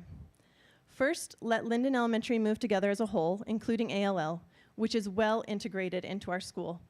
We want Linden residents to be able to attend a Linden school and benefit from the Linden City Park grant, which has provided us instruments, art supplies, PE equipment, and other support over the last several years. Right now, it feels like we alone have been targeted to shoulder the burden of this change by sacrificing both our physical building and our community, while the Portuguese immersion program is receiving the royal treatment. Not only do they get to stay together and keep their building, they have been subsidized by FTEs from the district to allow their program to continue, despite their small class sizes. The students in Portuguese DLI come from over 30 other school boundaries, and if they are already commuting to school, having them commute to a different school would be a minimal disruption, or at least equitable to what we are required to do. Instead of putting all of the disruption on one body of students, please consider moving Portuguese DLI together as a community out of Rocky Mountain. This allows both of our communities to have some familiarity throughout the change. Second, please save us from safety headaches and safety concerns by moving Rocky Mountain to a 9:15 a.m. start time. Currently, Rocky Mountain Elementary and Oak Canyon Junior High start and end at essentially the same times. With so much traffic coming in and out of area for the Portuguese DLI program, 2 schools a block apart, and a temple that is slated to be finished, a perfect traffic storm is brewing. Last, please consider renaming Rocky Mountain Elementary. I don't have anything against it, but I lived in Orem when Sarah Park and Hillcrest were combined, and having a new name created a new community for all of us and a lot of healing for both parties. Thank you. Thanks, Cassie. Okay, Alden Hunsaker, followed by Noah Hunsaker.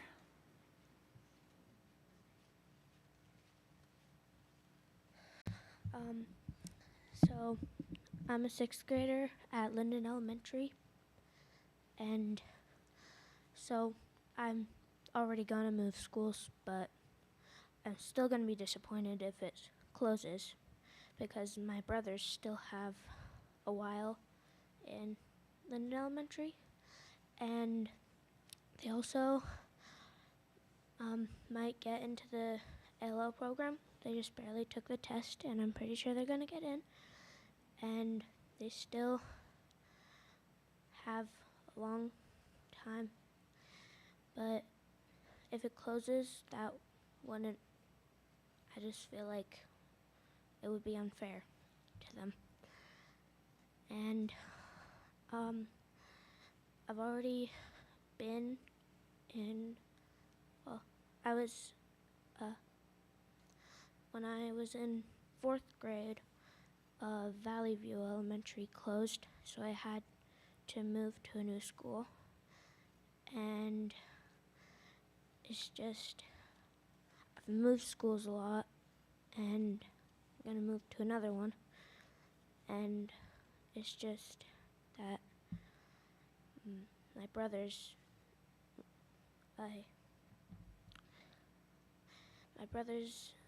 they really like Linden Elementary because they have a lot of friends there. And I really like Linden Elementary, and I still have to leave anyway because I'm in 6th grade. And I also really like the teachers at Linden Elementary because they help me learn a lot, and I'm in the ALL program, so I learn a lot, and it's just been really fun at Linden Elementary. So I just don't want it to close. Okay, thanks, Eldon.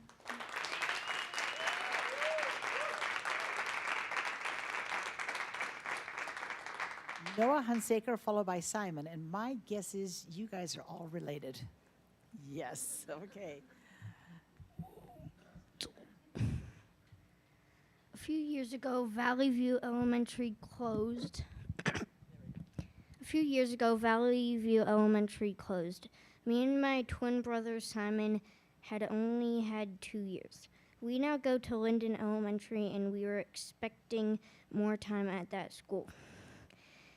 I would say that we had an even better time at Linden than at Valley View. We did the ALL test a few weeks ago. If Linden closes, we could get a school that our parents don't want us to have. We will be super sad if our school closes. Thank you, Noah. Okay, Simon, you're up. Simon, you're a twin, is that right? Okay, great. Okay. I came to Linden Elementary last year because Valley View had to close, but since we had a great time, it would be even more sad. Offwind moved from Central this year, so he would be sad that he had to move schools again. I did the advanced warning lab test last week, but if they close the school, we don't know what other school we are going to. And I also really like the teachers. They're kind, and we have fun activities with them. And yeah. Excellent. Thanks, Simon. Okay, next is Chad Hunsaker. So this might be the leader of the clan, yes? And Hunsaker boys, thanks for coming. That showed a lot of courage for you to come up here and get on your tippy toes and talk to us. So thank you for coming. It really did. And they are a good example of some of the bravery and education and learning that they've received. And my name's Chad Hunsaker, and my boys did have to go through the closure of Valley View, and that was actually my alma mater as well as when I was a kid at Valley View, which I know speaks to some of the age of the buildings. But I also just wanted you to understand that they've kind of been in the threat of school closure since they ever started, where there had been studies going on about Valley View since they started, and one of those came to a conclusion, and we actually bought our house expecting to be able to go there. But this would be, if Linden were to close, it would be the second school in about 2 years that would have closed within a year, or within 1 mile of my house. And so I hope that you can be open to the words that you hear today. And I wanted to say, board members and superintendent, thank you for holding this hearing and hearing what we have to say. Now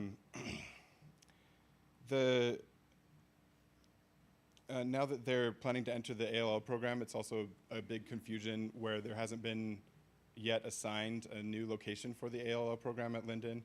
And that program started when I was a student at Valley View.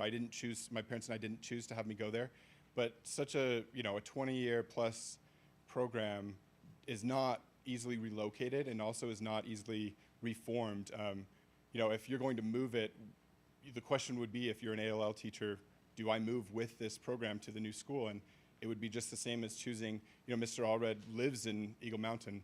He's a 5th grade teacher there, and in the ALL program, a phenomenal teacher who, I apologize if I get a little bit emotional here, but when Alden went there, it was the first time that he hadn't had a very difficult time adjusting, because this teacher just knew exactly how to work with him. And I don't know his intentions, but I would imagine that it would be difficult for him to decide where to go and where to stay with all the changes that are occurring. And so if we can have some stability, that would be very helpful.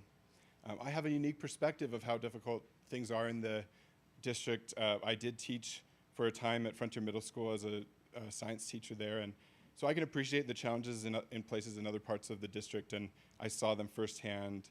And this being potentially the 3rd school that my children go to, and having had friends that went through the school closure with us, many of them have left the system and gone to charter schools. And we've put our faith in the school board to allow us to participate in the district and the ALL program. But I can sympathize with why so much enrollment has left the system. And one of our boys' friends who was mentioned, he did try to go to Central Elementary and and now is at Linden, and his family might end up in the charter system as well. And I would just say, please don't puncture our life raft now that we've already been kicked out of one school, and you can more easily wait and not make an irreversible decision. And I know that you have a very difficult decision to make, but I believe that you do not need to bear the burden of this decision, and you could wait, and things would be better and more clear at a later date. Thank you. Thank you, Mr. Hunsaker. All right, next is Lexi Hooley. Thank you so much for giving us this opportunity. I want to wholeheartedly second the things that have been mentioned tonight, especially about how this is not the time for this body to make this decision. I am a mother of 6 children. I'm an attorney. I practice a lot of family law, and we talk in family law about considerations of the best interests of the children, and I really appreciated this kind of a similar standard that's been mentioned about reducing the impact of change on these kids. My daughter, Georgia, is 13. She's a graduate of the ALL program at Linden. My daughter, Hazel, is in 5th grade in the ALL program at Linden. My daughter, Ella, just tested to join the ALL program at Linden. And I have 3 other little ones who probably will also test, because I am a product of a similar program in Washington State. But instead of sharing with you concerns I have about capital and allocation of resources and whether or not this is the right governing body to make this decision, I want to share a personal story with you. I have a twin brother. It's a time of twins. I also have twin boys. It's kind of weird. I have a twin brother, and I apologize that I might get emotional. I tested into a gifted program in Washington. My local school did not offer this program. It was not a magnet site for this program. For some reason, my twin brother did not test into the program. He is every bit as bright and motivated as I am. I was bused to a different school than my twin brother. There have been good ramifications of this decision. My parents say it was the most difficult decision they ever made as parents. My brother is thriving in many ways. That decision to place me in a gifted program set me on a path in my life that was very different from my brother's. And because we are children in the same family that went to different schools, it made this division for us even more apparent. For a long time, he thought he was the dumb kid, which is not the case. When my family moved here from St. Louis and Manhattan, when my husband and I decided to raise our children in Utah, we specifically selected Linden as the community in which we wanted to hunt for a house. We have a really weird house that we bought so that our kids could go to the same school regardless of whether or not they were in a gifted program or not. I knew that my oldest daughter would likely be in a gifted program because she was in one in St. Louis. So I was looking for this program for her, but I ask you please to consider the divisive impact of your decision, not just on our community, but on families of kids who are currently engaged in this program, the ALL program at Linden. Think of the impact, the division that you're going to force on our children. I will have a daughter who will have to change schools, right? She's in the ALL program now at Linden. She would have to move to Manila. I have another kid who'll have to go to Rocky Mountain. And I can testify to you that it will hurt them for the rest of their lives. And I know that you're good people and we will help them. We all will help these kids, but please don't do it. And if it has to happen, don't do it now, because it's not your decision to make. Thanks, Lexi. Okay, next is Esther Gwynn, followed by Hannah Gwynn.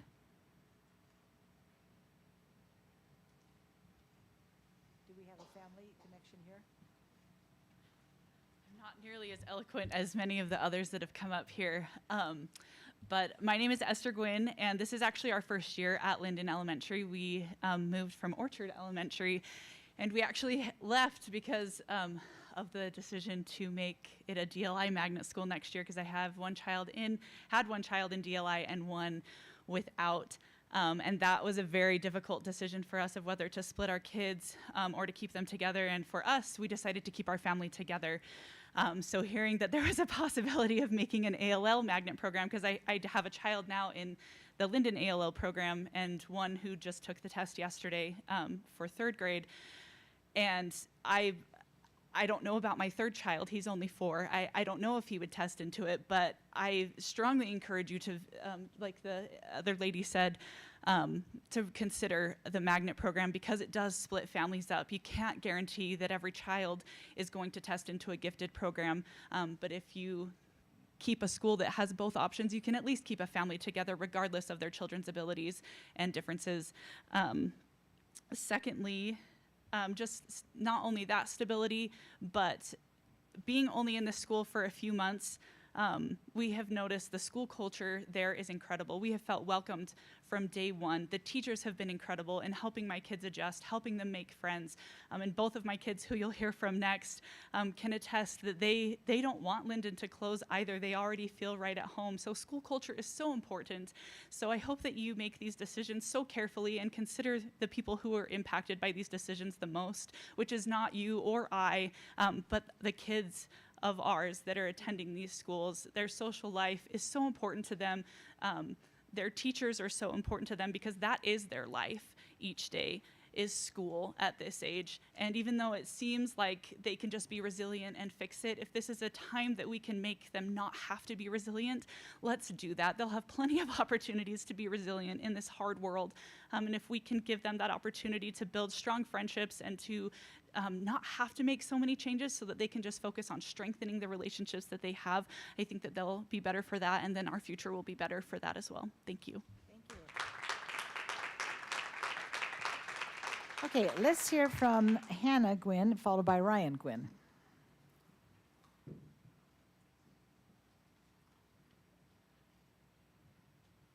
you need to take that microphone out and hold it down, that'd be fine.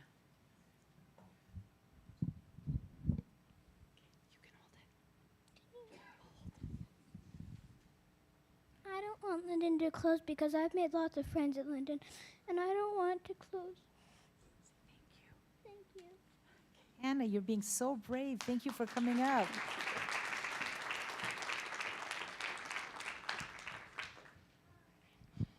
I'm in the ALL program at Linden Elementary, and I had to move schools last year. I think it is hard to move schools because you have a whole bunch of friends there, and then if you have to move, then they might move to a different school than you, and then you have to make new friends. And I feel like making new friends can be kind of hard. And I don't want Linden to close. Thanks, Ryan. Thank you.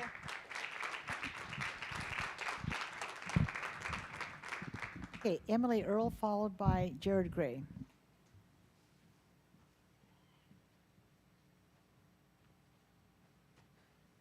Okay, there have been so many like super prepared people. I am not that prepared, but I felt the need to come tonight to show up for Linden. We moved schools with the Gwynns, and like she said, the culture is incredible. It's been night and day, just the amount of community that my son has. And he also just tested for the ALL program yesterday. And I think it's just such an incredible opportunity that so many of these students get. And so I would hope that you really look at the culture and the community that is being built. Thank you. Thank you, Emily. Okay, Jared Gray, followed by Carolyn Lundberg. So I was told outside that I can't talk about personnel, but you know I'm all about risk and reward, so I got to see where this goes. But maybe it's too risky. No, I just first of all want to say thank you for all of the board and being able to, even where we disagree or not able to come to common ground, still be able to keep the conversation open. So thank you very much for staying in the conversation through these last few months. Especially for Ms. Hacken, thank you for your lifetime of service to our students and to our community as a board member. So thank you for what you've done. And also for remaining a level of professionalism throughout this difficult time. So thank you guys for what you've done. That's all I'm going to say about personnel. Maybe I'm getting thrown out. No, that was good. Okay.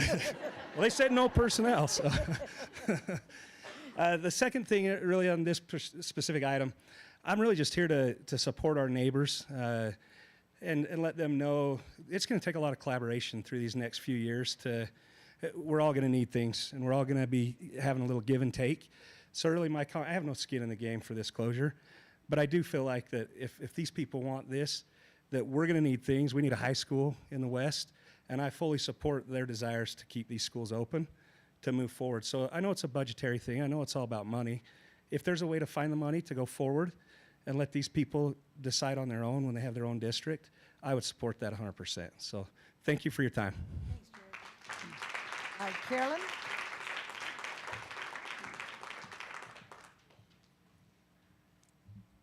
Hello, everyone.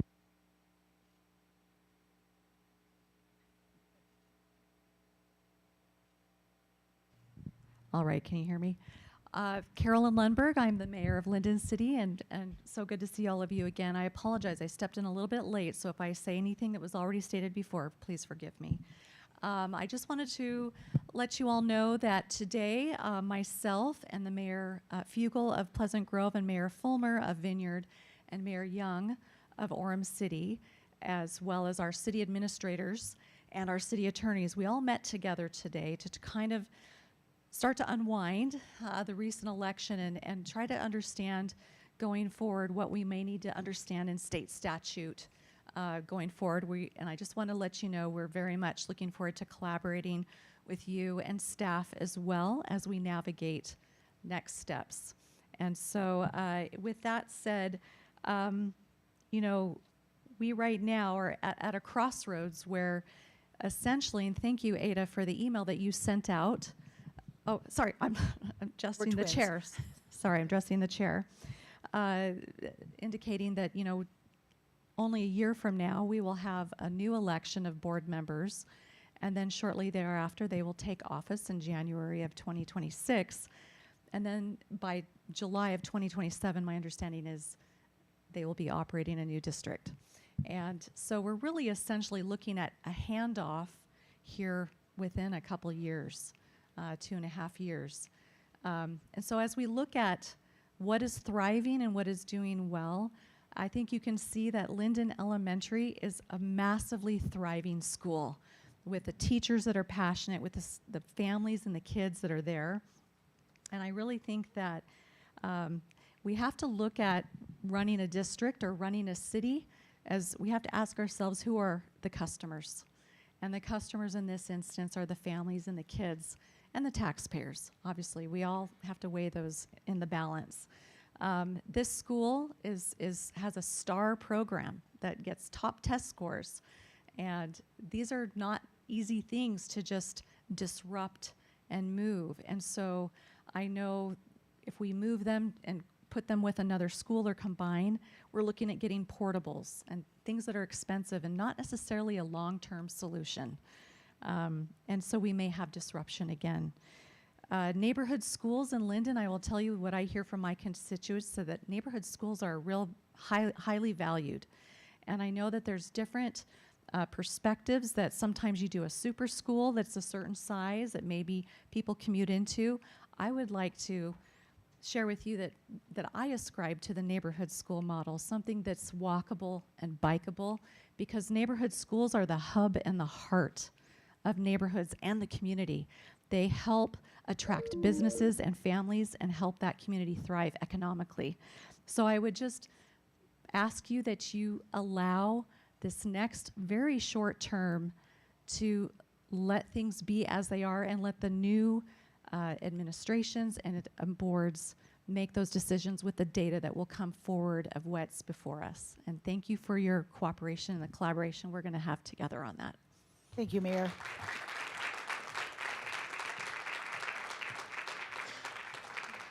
That is the end of our sign-up sheets for comments about the Linden ALL program. Is there anyone else that did not have an opportunity to sign up that would like to make a comment?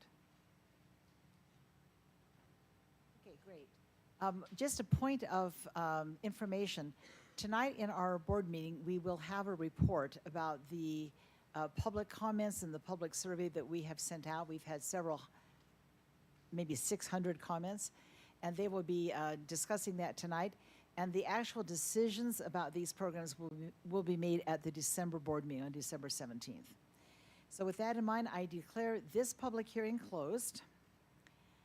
And if you need to leave, you're welcome to leave, because in about 1 minute, I'm going to declare the next public hearing open. So.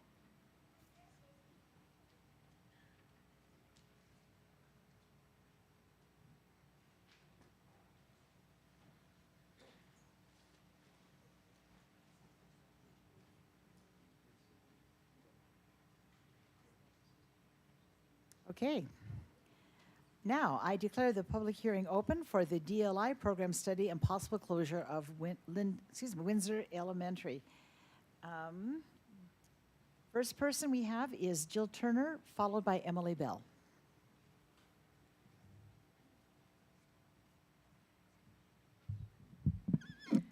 Hi, thank you for this opportunity to speak. As others have mentioned, it's important to us to feel that our voices are heard. So I'm here today to advocate for Windsor Elementary in response to the current study regarding the creation of a DLI magnet site and the potential boundary changes that would result in the closure of our school. I urge you to vote no on the creation of the DLI magnet site and on the proposed boundary realignment. I ask that you keep Windsor open and allow the future board to make this decision for our area schools. My comments will focus on the stated purposes of this study and how these proposed changes negatively impact Windsor students and the broader school community. Enrollment trends. Windsor Elementary's enrollment has remained stable for the past decade, and our community continues to thrive despite the repeated and ongoing threat of closure.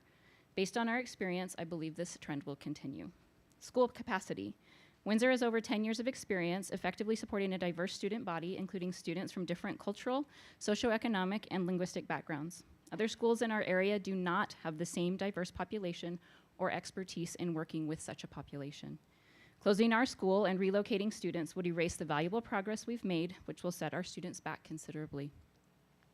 Financial considerations. While it is true that Windsor's building is aging, the savings from closing schools have not been sufficient to fund new buildings or major improvements elsewhere in the district. Closing Windsor will not solve the district's financial issues, and it is not a valid justification for closing a school at this time. Educational impact. Closing Windsor would disrupt not only our students' academic progress, but also the relationships and routines that are integral to their success. Moving our DLI and closing Windsor puts the programs that sustain our students at risk. Community impact. The closure of any school has a significant ripple effect on its local community, and Windsor is no exception. Its closure would negatively impact the surrounding area by breaking vital community connections and diminishing family engagement. Transportation needs.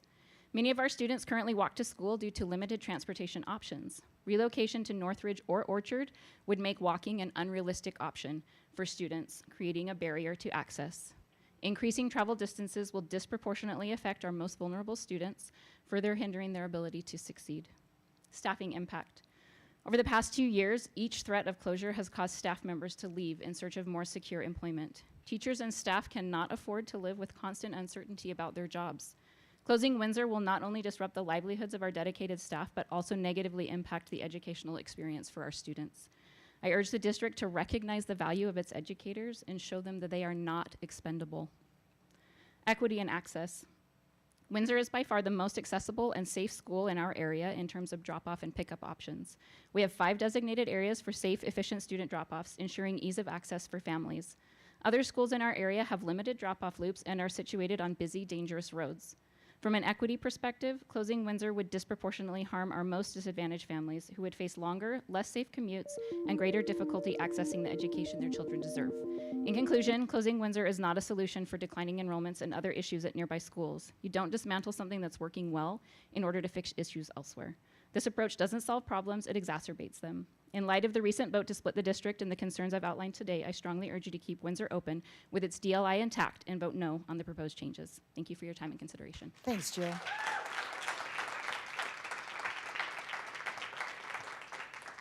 I believe I misspoke. This hearing is about the DLI study and the closure of Windsor. I think I said ALL, didn't I? Yes, it's DLI, I'm sorry. All right, Emily Bell, followed by Katie Hurd. I'm so happy to be here speaking to you. I just want to say that I am speaking for Northridge. We have a lot of Northridge parents here. Our principal is here. I'm Emily Bell. I have 2 kids at Northridge right now, a kindergarten and a 1st grader, and I have an 18-month-old. My husband is a teacher at Timpanogos High School, and I just want to say that we have cared about our schools in our community, and we have fought for them, and we will continue to fight for them. And I want to say one of my main concerns is that the program studies that helped you decide on the current boundary changes will no longer be useful given the changing nature of the district. I would ask that you refrain from making any decisions about school closures and boundary adjustments until we have a better idea of how the new district is going to work out. There are still too many unknowns about the district split at this point and in this year.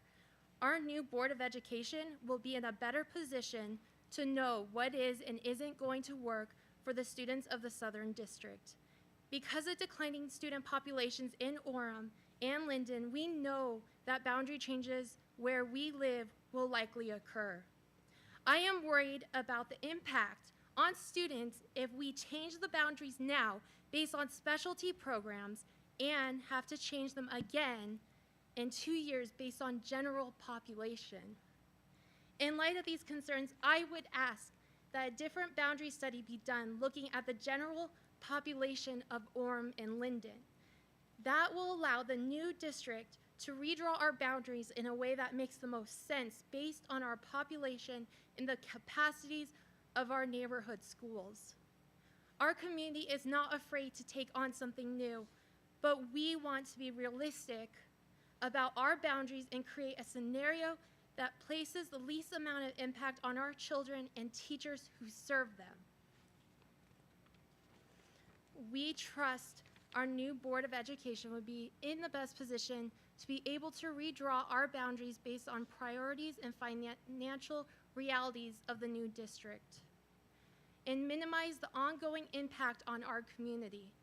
We just want to make sure that it's done with intention and with the right focus. And we're not sure that a boundary adjustment based on specialty programs is the right move right now. I appreciate the chance to share with you some of the concerns of our community. Please give my request not to close Windsor and other schools serious thought. Thank you. Thank you, Emily. Katie Hurd, followed by Tony Kretschmer.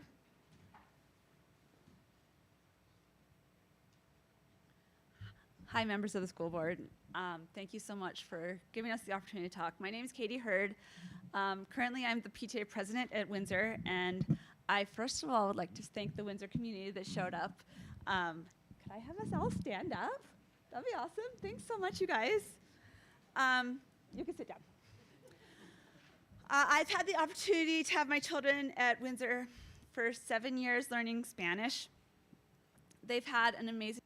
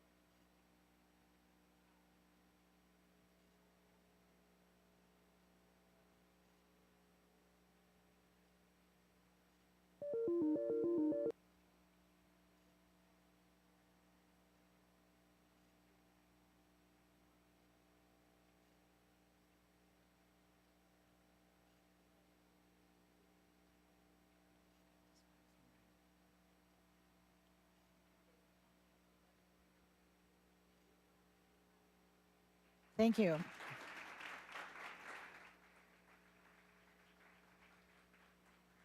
Do we want to pause for just a minute to see if they can put new batteries in that mic? I was wondering if that was working as well. Tony Kretschmer, followed by Sterling Hurd. Tony, if you want to just go ahead or you want to wait, it's up to you. Oh, I don't need a mic. You're right. Go ahead. You know me by now.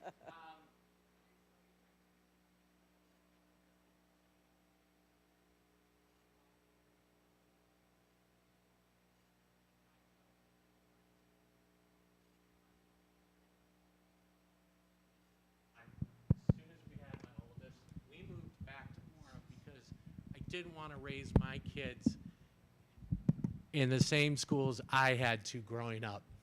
I wanted to raise my kids in the Alpine school districts that my wife experienced. Unfortunately, that has changed. Is that my time? Okay. It's a lot nicer than the old one, It though. sounds like somebody's car, It's a unfortunately. lot nicer than the old one. Anyway, I'm sure all of you know by now, I was a huge proponent of Prop 2. In fact, I still have the shirt. Support Orem School District. I also made this shirt, which I know all of you are aware of. I know I'm not allowed to address any of you personally, but I did get to introduce myself to one of you board members by them asking me about this shirt and specifically what the 2 dots in the middle of the word split means. It was my desire to have the district split into 3, option 4.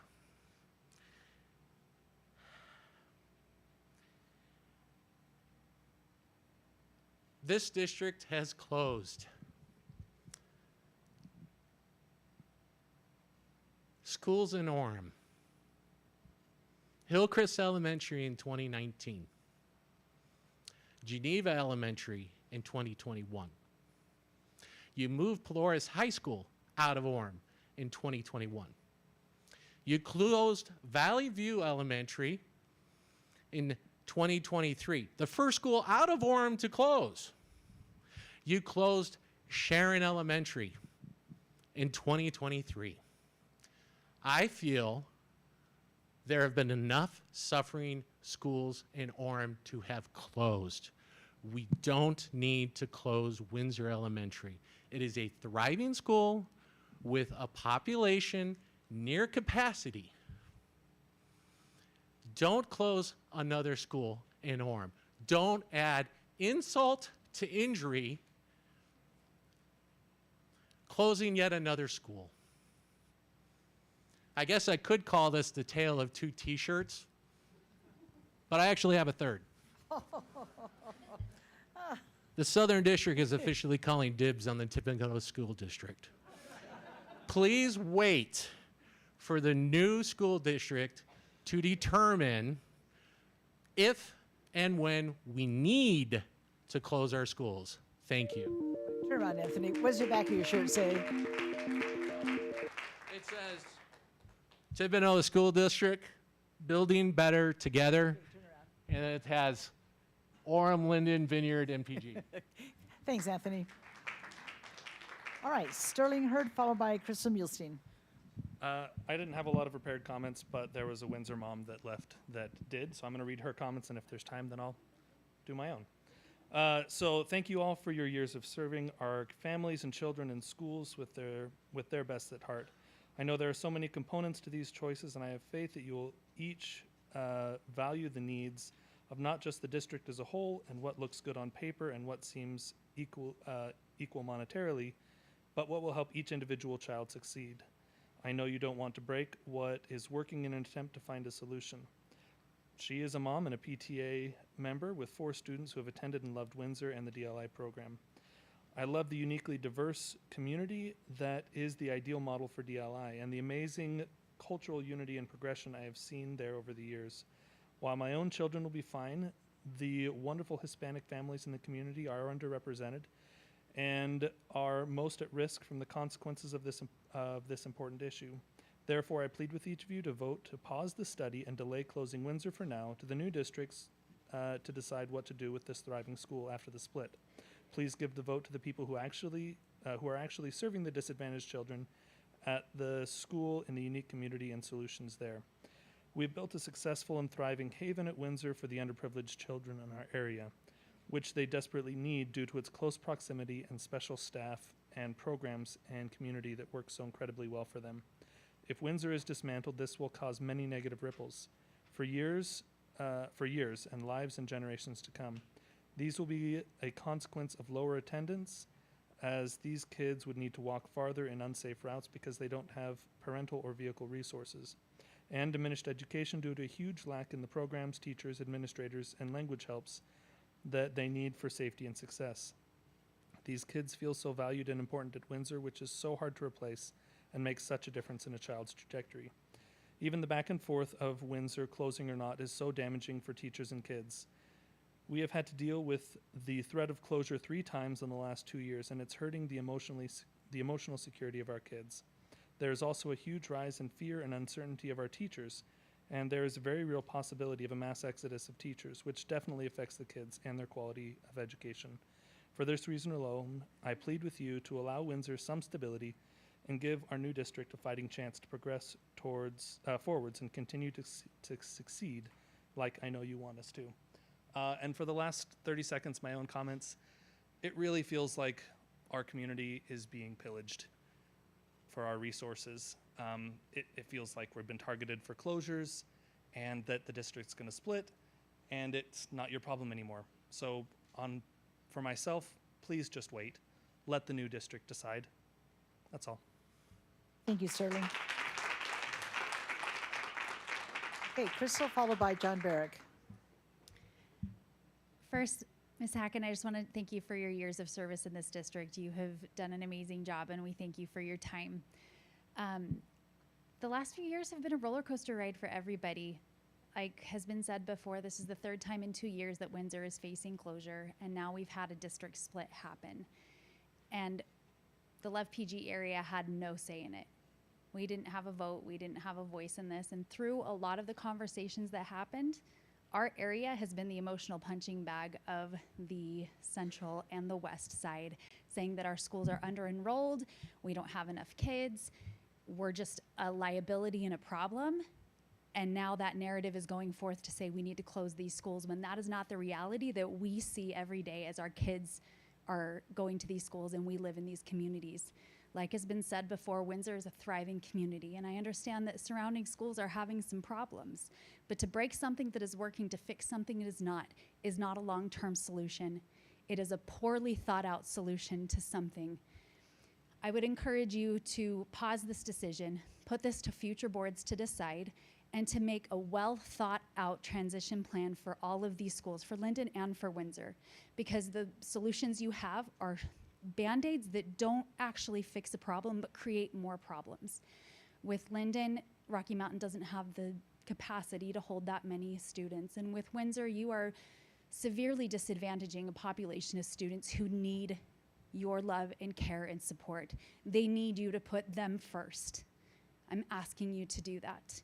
For the other schools in that area, and for the idea of a DLI magnet school, I think you've heard from a lot of parents that there's not a lot of support from parents for a DLI magnet school. I understand that for education, that is a great thing for teachers and for administration. But if it's not serving the families and the students that you are called to support and serve, what's the purpose? You're going to lose students from these schools if you continue with that plan. Please pause this and please include our community in finding a well thought out plan that will meet everybody's needs instead of a rushed decision that is very reactionary. Thank you. Thanks, Crystal. John Barrick, followed by Lindsay Harper. I'd like to thank the board for the opportunity to speak regarding Windsor Elementary, which is in my neighborhood. This board has the ability to make this decision to close Linden and Windsor Elementaries, but I ask you not to, as other parents have. The voters spoke last week and asked to go a different direction, and we ask that you honor that decision. We are, let the South District determine whether to close these schools. Let the West District determine whether they support the new RDA and if it is needed by them, but only if they want to pay for it. Orem Linder voters told you in the MGET surveys that they valued neighborhood schools, and you acknowledge that. Please acknowledge that by passing that decision to the new school board. Linden is the largest taxpayer per student by city in the Alpine School District, and they're about to lose one of their schools. That's just not fair. Windsor is a Title I school, and look what closing Sharon, another Title I school last year, look at the consequences. They were unfavorable. Windsor is not Sharon. Windsor is a thriving community and vibrant community school. It needs to be saved. We've heard over the last several years that Linden and Orem, particularly Orem, has declining enrollment. It doesn't have declining student populations, it has declining Alpine School District enrollments.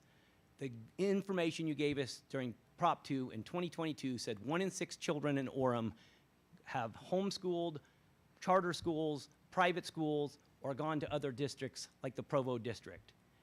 if the South District Board makes the right decisions, some of those children will come back, including mine. We left Northridge Elementary and tried to go to Linden and tried to go to Rocky Mountain, and they had no room for us. People were not leaving Northridge Elementary because they are leaving Northridge Elementary because of curriculum and leadership decisions at that elementary school. I know more than 24 children in my neighborhood that left, and some of them may come back. So do not make decisions to close more schools in our neighborhood before people have the right to reassess their situation. The cost of fighting parents and our community will cost more than any savings that you have and do irreparable damage to our community neighborhood schools. Thank you for your time. Thanks, John. Lindsay Harper, followed by Danny Rowan. Thanks. Good evening. I'm Lindsay Harper. I'm a mom of 2 kids, actually 3 kids who attend Orchard Elementary, although I'm a Linden resident, so we attend the Out of Boundaries DLI program. I think tonight I come to just share my feelings as a voter who wasn't allowed to vote on the split. And I know some of you are in that same position. It's really difficult waking up the morning after election to know democracy changed your world and not to have a say in that decision. That said, I also realize that with that decision comes a lot of implications to our schools. Despite not being able to vote, I read the whole consulting report. As a previous nonprofit consultant myself, I read the whole report, and I realized that financial implications that this decision has led to what will now be 3 separate areas. And with those financial implications, the writing on the wall is that difficult decisions will be made. Schools will likely need to be closed, programs may need to be cut. And I think my concern is making those decisions before we know those financial implications. Money doesn't grow on trees, and we know that. And if you look at the report, we're all going to be without more money than what we had and more responsibilities than what we previously had. And making some of these decisions now is difficult because, as I've talked to some of our school board members, you don't know the answers either. Not because you're not intelligent or capable, but because we're dealing with a lot of unknowns. Over the last year, I've advocated to keep Windsor open, not because my children go there, but because I work with underrepresented populations in my career, and I can see the implications of when people aren't represented. When you look around this room, Orchard and Windsor have a huge Hispanic population. We have a huge Spanish-speaking population, parents who don't speak English. They're not here. They're not here. And so I would encourage us to have some of these conversations in our local schools, to go to Windsor and have a school board meeting where our students can speak, where students' parents can speak, to go to Orchard and have our parents speak who are not able to come here because of job implications or financial implications, to have their voices heard. In addition, I would just say, as we make these difficult decisions, I would like to prioritize the programs. It's possible that schools will need to be closed, but like, I can testify that our community is stronger than our individual schools. If we have any of these students come to Orchard, we will love on them and we will care for them just like we do our own children. But I want to make sure that their voices are heard just as loud as our voices are heard, because we speak English and we have cars and we can drive here. And so many parents don't have that same privilege, but they care for their children just as much as we do. And that any of these conversations that we take place, I hope we look around and see the people in the room who are missing, and we go to them rather than wait for them to come to us. Thanks. Thank you, Lindsay.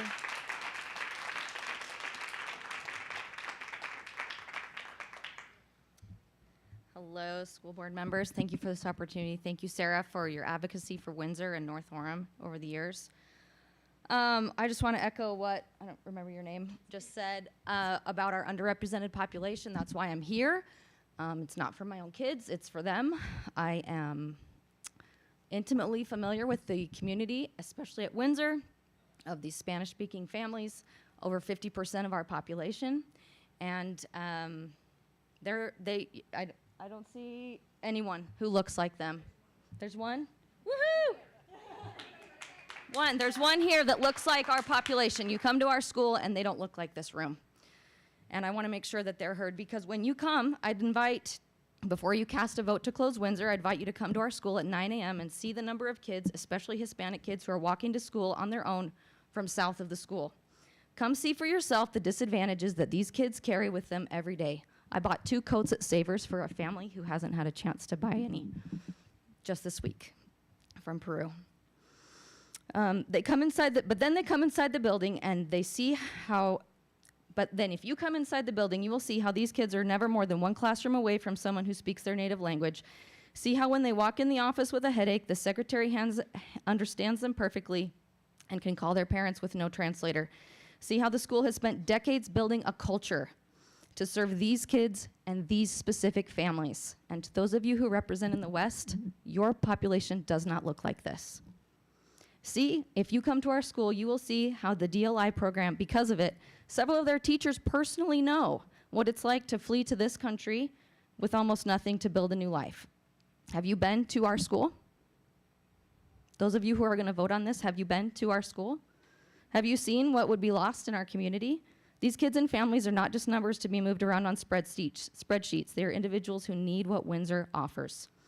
Are other schools excellent? Yes, of course they're excellent. There's wonderful teachers and administrators everywhere. But the difference is that half of Windsor's population is at risk, and many of the kids who live south of the school are barely making it to class every day. They don't have cars, their parents work 2 jobs. And in the winter, our attendance drops because of the challenge of getting to school in the cold and snow. These kids comprise 20% of our DLI program that live in Boundary. And the odds that they will make it an extra mile to a magnet school at Orchard or Slim at 8 a.m. no less.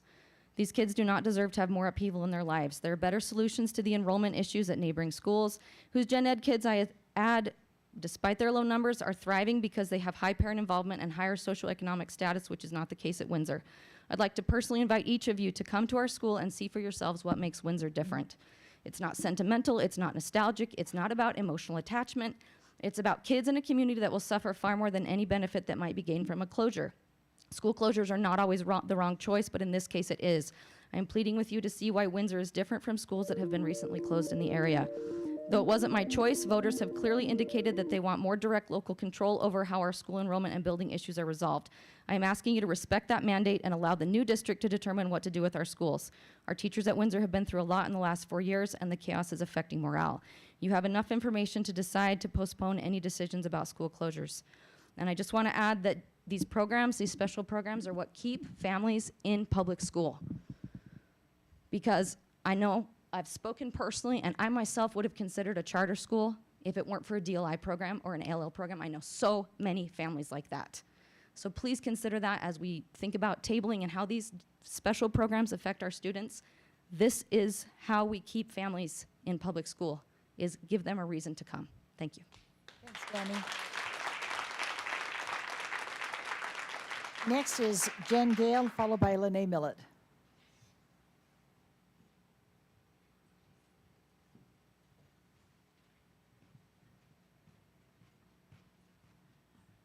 Hello, board.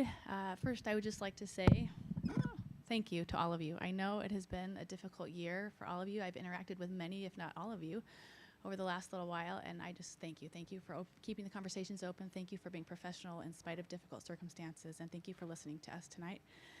Second, I just want to say I recognize that these are not easy decisions for a number of reasons. You know, and you have innumerable priorities you're trying to balance, some of them competing, most all of them competing. You have limited resources to make the decisions. I understand that. And there may be compelling reasons to close these schools, including fiscal responsibility and even student outcomes to consider. I understand that. That said, I would just like to ask you to postpone closing these schools. Disrupting the students in Linden and Orem twice in such a short amount of time feels like an unfair burden to place upon these students and these communities. With the district realignment, we know that there will be significant shifts in boundaries, and we know that many students and many families across the district will be impacted. Making the decision now to impact these specific families feels like an unfair burden to place upon them when they're shifted again in a year and a half, 2 years later. So please consider that as you're making this decision. This board here is tasked with making decisions for the benefit of the entire district, and I think you do an admirable job at that. With the split, the new board in the south area will be responsible for making decisions for their specific areas. They will bear the consequences of those decisions. They have the opportunity to support those families in ways that you do not have because you're tasked with the entire district. So I just ask that you consider that and that you postpone that decision and let the new board make those decisions. Thank you. Thanks, Jen. Lene Millett, followed by Lori Searle. Hi, my name is Lene Millett. I'm currently serving on the Orem City Council, but I'm here representing myself tonight. First, let me thank you for your service. I know what it feels like to sit in those chairs, and I appreciate what you're doing. I live in the Windsor Elementary boundaries and have for over 30 years. The DLI program has been offered at Windsor for as long as I can remember. My 4 children attended Windsor Elementary, and I have given hundreds of hours of service through PTA, SCC, and volunteering as a tutor in our classrooms. The positive culture at Windsor cannot be measured. The experience of attending a school with a diverse minority population gave my children priceless life lessons that educated the whole child, which I believe is the mantra of Alpine School District. The elementary experience of a child sets the foundation for the rest of their life. Windsor is a successful, thriving school. Its success lies in its teachers, its administration, its diversity, and its community. Children thrive where there is a sense of community, collaboration, unity, and most importantly, stability. Please don't take away the stability from the lives of these underprivileged children. I think you've heard a lot about that tonight. Anyone who states that they're closing Windsor and creating a magnet school for equity reasons doesn't really understand equity, in my opinion. The magnet school model is an experiment that has previously been tried in ASD and failed. I don't know if you realize, but Timpanogos High School was built to be a magnet technology high school. It didn't work because the students wanted to stay with their friends in their neighborhoods and in their church groups. The impetus behind the splitting of ASD was because different areas of the district have differing needs. ASD has done a great job educating our children, and now there are new opportunities for the boards of these 3 new districts to build on those successes as they identify and plan for the unique needs of each area. At a recent meeting with you all and with the Orem City Council, it was mentioned that Lehigh doesn't have the DLI programs that Orem does, and that's why you were closing Windsor. And I replied, well, that's Lehigh's problem. It is Lehigh's problem. And I commend Stacy and Joy Lynn and Julie for noticing that that was a problem in Lehigh and for advocating for a split to solve that problem, for the forethought of the disparate needs in our district and trying to take the tough road to solve that issue. Please wait for the new school boards to be put in place. Please let the South area determine its future. Please don't experiment with our children. Please calm the chaos in Orem. And please, importantly, allow us, your supporters, to help you lobby the legislature to get you the funding that you need to bridge this 2-year gap. Mayor Lundberg was here, Councilmember Gray was here, I'm here, Jen Gill is here. We're here to help you to bridge this gap. In closing, I want to say on the day of my daughter's high school graduation, this good-looking young man came up to me and he said, Mrs. Millett, will you come pose with my family for a picture? I must have had this really quizzical look on my face because he said to me, I'm Angel. You taught me to read in the 3rd grade. Posing with that family for that photo had everything come full circle. I know that Angel wouldn't be where he was but for that magnificent culture at Windsor Elementary, that community that lifts and strengthens these underprivileged children. I urge you to pause these decisions tonight and let this new school board formulate what's going to happen in this area. Thank you so much for your service. Thanks, Lene. And the last speaker I have signed up is Lori Searle.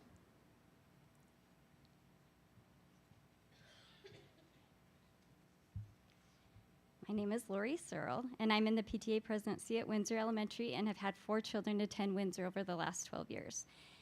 I wish we had some kids here from Windsor to speak, but the reality is the kids who need Windsor the most are the ones who are not able to be here to advocate for themselves.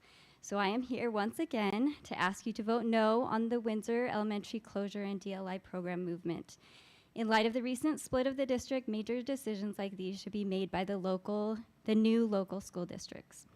I feel that if each of you truly understood the dynamics of our school, the demographics, how the students who would normally struggle because of language or cultural barriers are thriving at Windsor, and if you truly understood the devastating effects that a closure will have on our student population, I truly believe that every one of you would vote no to closing Windsor. So please take our word for it. And actually, like Danny said, we would love to have you all come and visit our school. Please pause the study and let the new local school board decide when they take office. The new local school board will be closer to home and better be able to make these crucial decisions that will permanently affect these students and their families and their futures. Thank you. Thank you.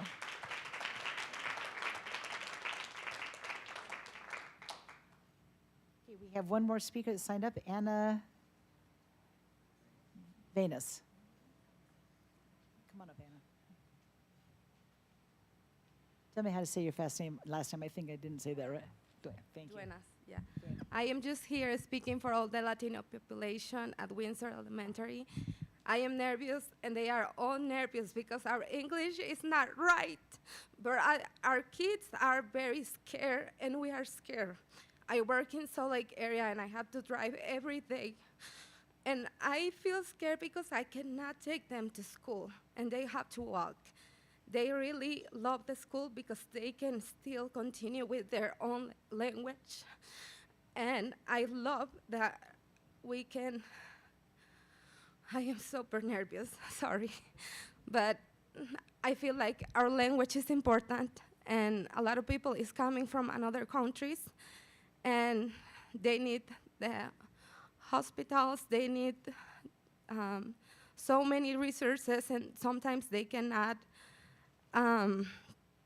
they don't have enough translators, and it's very important because our kids are gonna help in the future to our community if they continue learning English and their own language. So thank you for this moment. Thank you for letting me speak for my community, and hope you guys can think about this decision. That's all I have to say. Thank you. Thank you, Anna. I hope we all speak Anna's language of care and concern.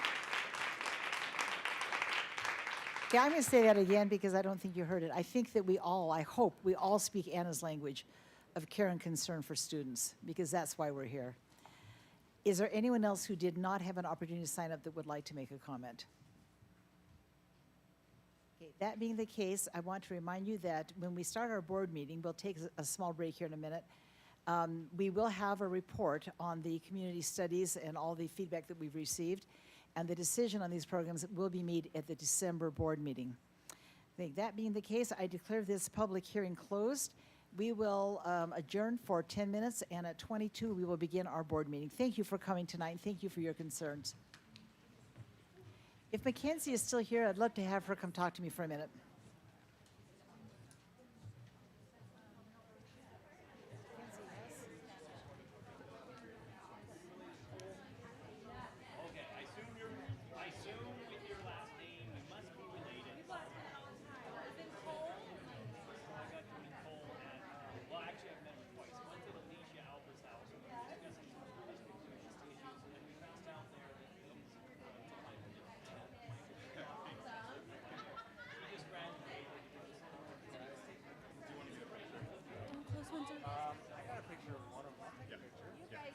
For sure.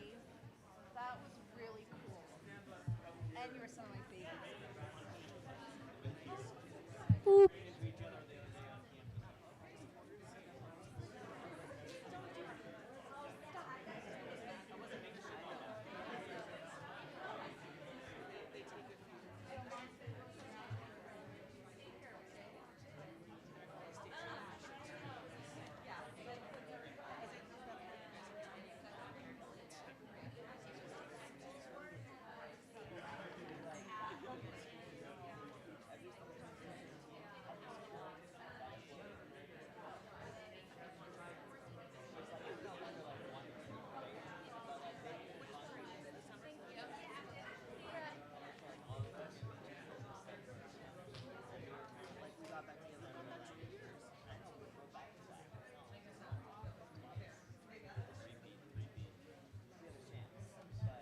Bodo, bodo. Bodo, bodo.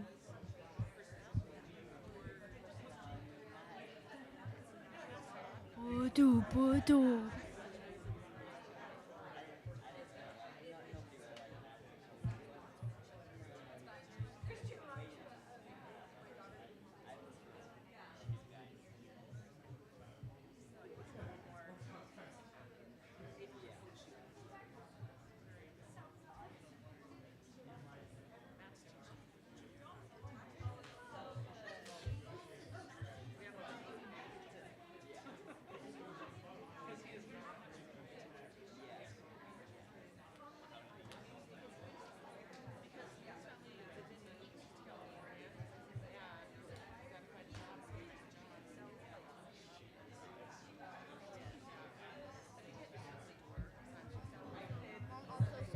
I did a good job.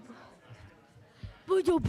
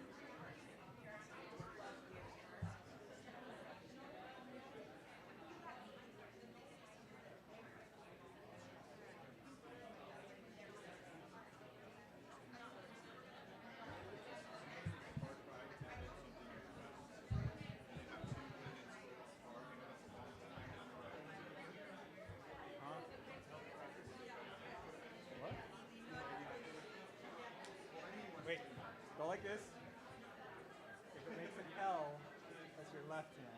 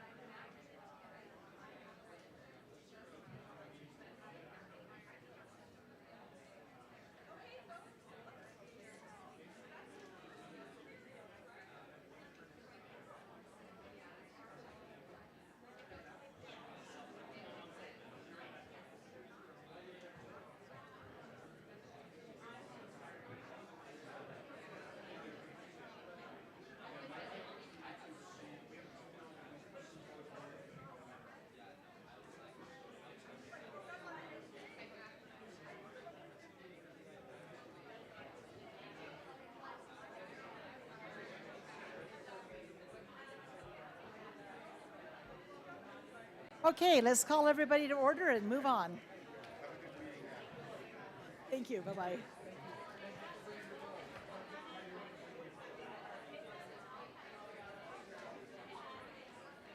Okay, we'd like to invite everyone to take a seat. We're ready to begin.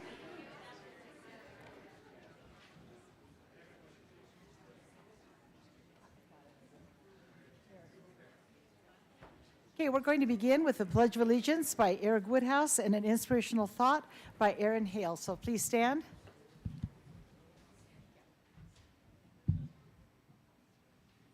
Repeat after me. I pledge allegiance to the flag of the United States of America and to the republic for which it stands, one nation under God, indivisible, with liberty and justice for all.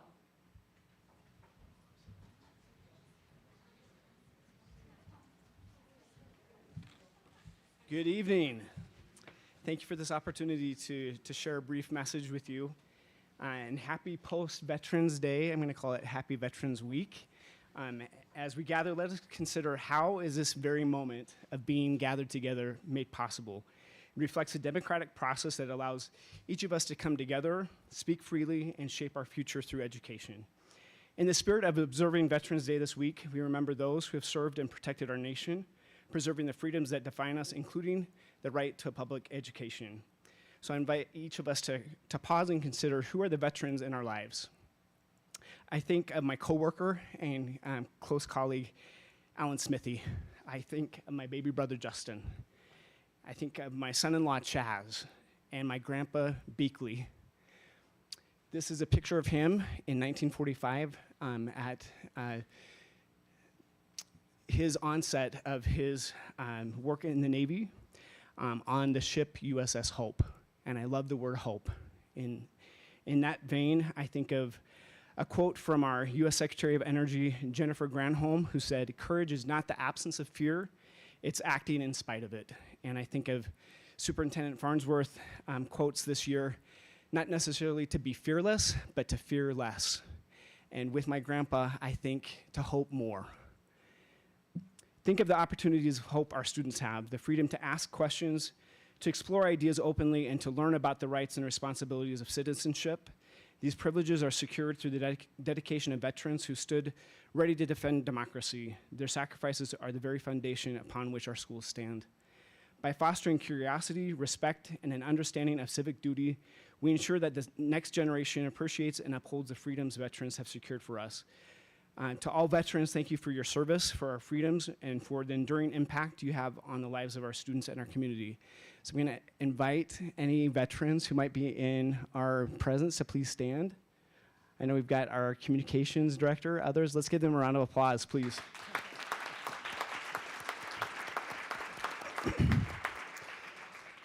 So as we move forward on Seas of Change, I invite us to climb aboard the ship of hope and to hope more. Thank you.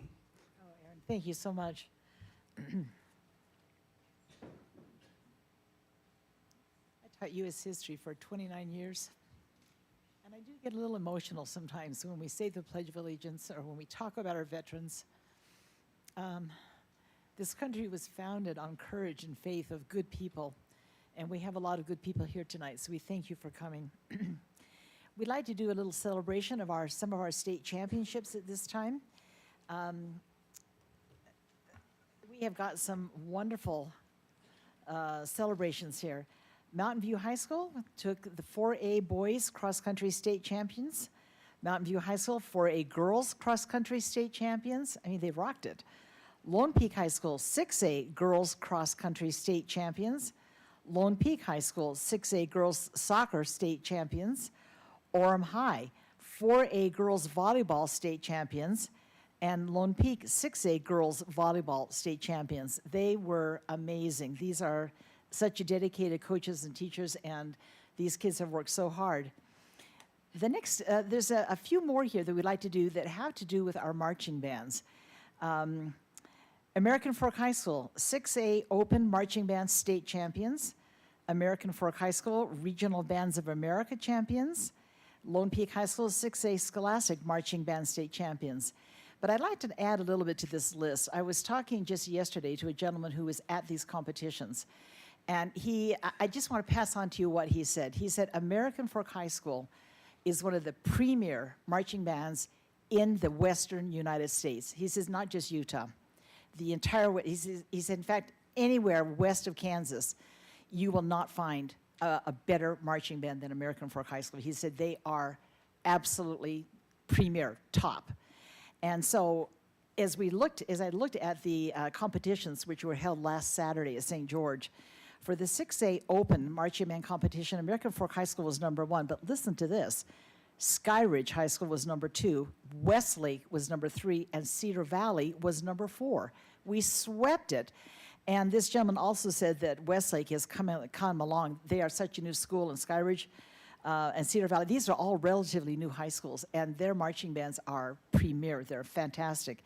So 6A Scholastic, which is large school, small band, Lone Peak was #1, and Lehigh was #2. So I just would like to congratulate all of our music people and all of these kids. They march in the rain and the snow and the sun and the heat. They start in August and go all the way till it snows practically. And they have just done us proud. So congratulations to all of our marching band kids. And our sports teams as well. Okay, now it's time for community comments. I've got a few people who have signed up here. And I just want to remind everyone that we have 30 minutes and that when you're called up, please introduce yourself by stating your name. And we do not engage in discussion during public comment period. We will listen and we will take notes and perhaps communicate with you later if we need to. Personnel issues are not appropriate for discussion at public comments. So first is Dylan. Dylan, what's your last name? It looks like, okay, I was going to say Giraldi, but wasn't sure. Followed by Isaac Barnett. Okay. Hello, my name is Dylan Giraldi, and I am a student at Skyridge High School and a captain of the swim team. Today, I am here to talk to you about the GPA scale that we currently use in our district. I have taken multiple difficult courses and think that a weighted GPA scale is a better option than the unweighted scale that we currently use. Many of my friends and fellow students at Skyridge have taken the high school level biology over AP biology simply because of concerns about GPA. When I attempted to convince fellow students to take fascinating classes like AP Chemistry or AP World History, they have told me things such as, quote, "I don't want to take that class because it will lower my GPA," or "I am too concerned about my GPA to take that class." I believe that in this district we should be encouraging students to take difficult courses, rather than discouraging them by dropping their GPA for taking difficult college level courses. A weighted GPA scale will help to encourage students who are concerned about their GPA to still challenge themselves with difficult courses in high school and improve the education that students receive during high school. Not only does having a weighted GPA scale encourage students to take more difficult courses, it also allows for their GPA to better reflect them as a student. On our current scale, an A in chemistry and AP chemistry are worth the same, when in reality, getting an A in those two courses could not be more different. The AP version takes a lot more time, effort, and persistence, which are all things we should be encouraging our students to learn while in high school. AP courses are some of the best ways to learn these skills, and yet there are some students who are turned away from these courses only because of their GPA. I believe that students deserve for their work in these difficult classes to be recognized in their GPA and class rank.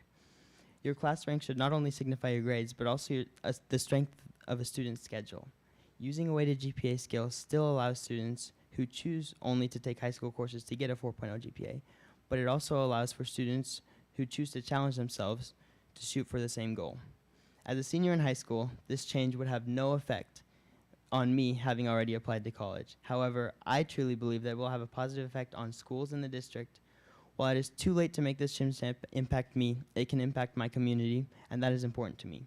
I want to see my neighbors, friends, and siblings be encouraged to take difficult classes in the future. I hope that we are able to make this change in order for students to be more open to taking difficult courses. Weighted GPAs allow for students to be encouraged to take more challenging classes, better reflect the students overall, and allow students to learn more valuable lessons through taking difficult courses. There are many reasons why students would not take AP or honors courses. They are not for everyone. But after this change, GPA will encourage, not discourage students to take those courses. Thank you guys for your time. Thanks, Dylan. Okay. Isaac Barnett, and then Alicia Alba. Hello. Thank you so much for making time for me. My name is Isaac Barnett. I am a senior at Skyridge High School, and I'm also on student council. I'm also here to talk about weighted GPA and extend on Dylan's thoughts. I love the idea of recognizing students for taking more difficult classes among themselves, which comes with a weighted GPA. But using a weighted GPA also allows students to get more recognition from outside sources. At Harvard last year, the admission statistics favored the weighted GPA system much more heavily. 47% of students at Harvard at the Harvard 2024 admissions round were either valedictorians or salutatorians. At Princeton, the acceptance rate in 2024 among students among the top 5% in their class was approximately 64%. By allowing students in the district to have a more competitive academic experience in high school, you set them up extremely well for acceptance to universities of their choice. Alpine School District would be able to foster a more rewarding grading system for their students and to make a stronger impact on the world. Switching to a weighted GPA system aligns with national trends of the competitive edge that it offers. According to the National Center for Education Statistics, more than 80% of public high schools across the U.S. use some form of weighted GPA to support high-achieving students in advanced classes. Furthermore, in a recent survey, 67% of admissions officers reported that they prefer students with a weighted GPA as it gives them a clearer picture of the rigor of each student's course load. For students aiming for scholarships, the advantages given are even more pronounced. Many merit-based scholarships take into account weighted GPAs, thereby increasing the accessibility to financial aid for students taking advanced classes. Adopting this system would better position our district students for a competitive college admission and scholarship landscape. Currently, at Skyridge High School, as compensation for no valedictorian, we do a Falcon Scholar Award. In order to earn this award, you must have a minimum 26 ACT score, 3.7 GPA, and 3 AP classes. By the time I graduate, I will have a 28 ACT score, 3.94 GPA, and 9 AP classes. The Falcon Scholar is not very representative of students like me at graduation. The unweighted GPA system undermines the class rank system and students like me who have done the work over the last 4 years. As a call to action for you, I would like to highlight the fact that there isn't a loss or trade-off for the students switching to a weighted GPA system over unweighted GPA. Nobody benefits less from switching to a weighted system, but under our current unweighted system, students are missing out on opportunities to be great. The Falcon Scholar Award can continue under a weighted system. Our proposed change would just allow students to take higher difficulty classes with further reassurance and allow their rank to be more representative of what they have done. Thank you for your time. Thank you, Isaac. So Dylan and Isaac, if you guys decide to apply to an Ivy League school, do it. Come talk to me. I can give you some help with that. Alicia Alba, and then Carson Waugh.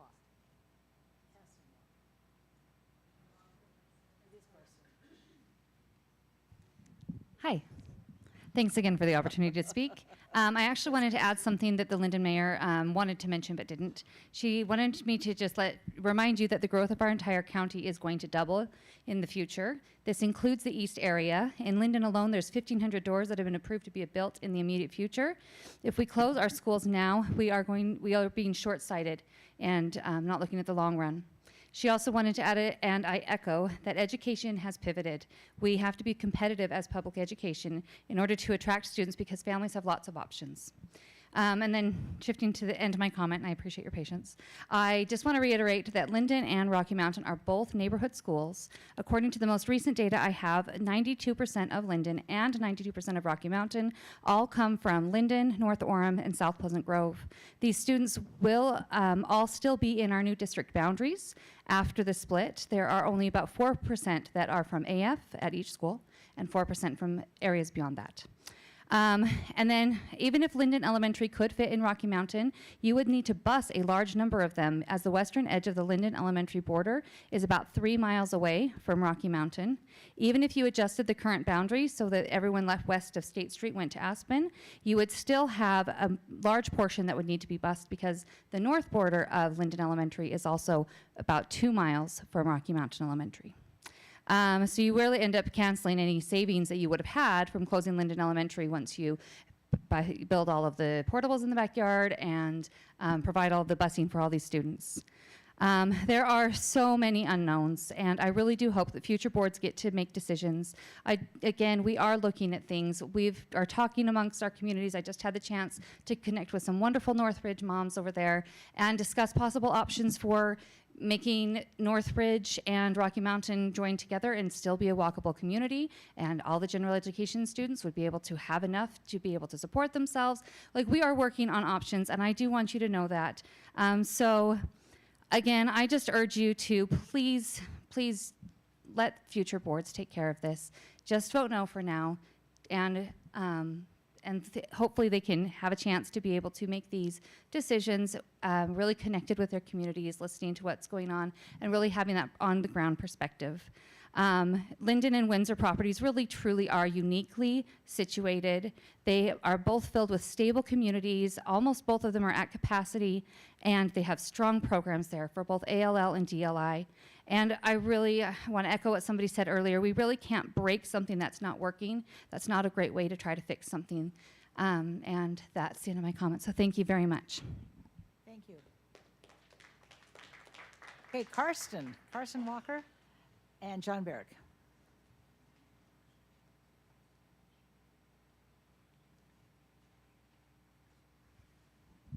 Hello, good to see all of you. Thank you for your service.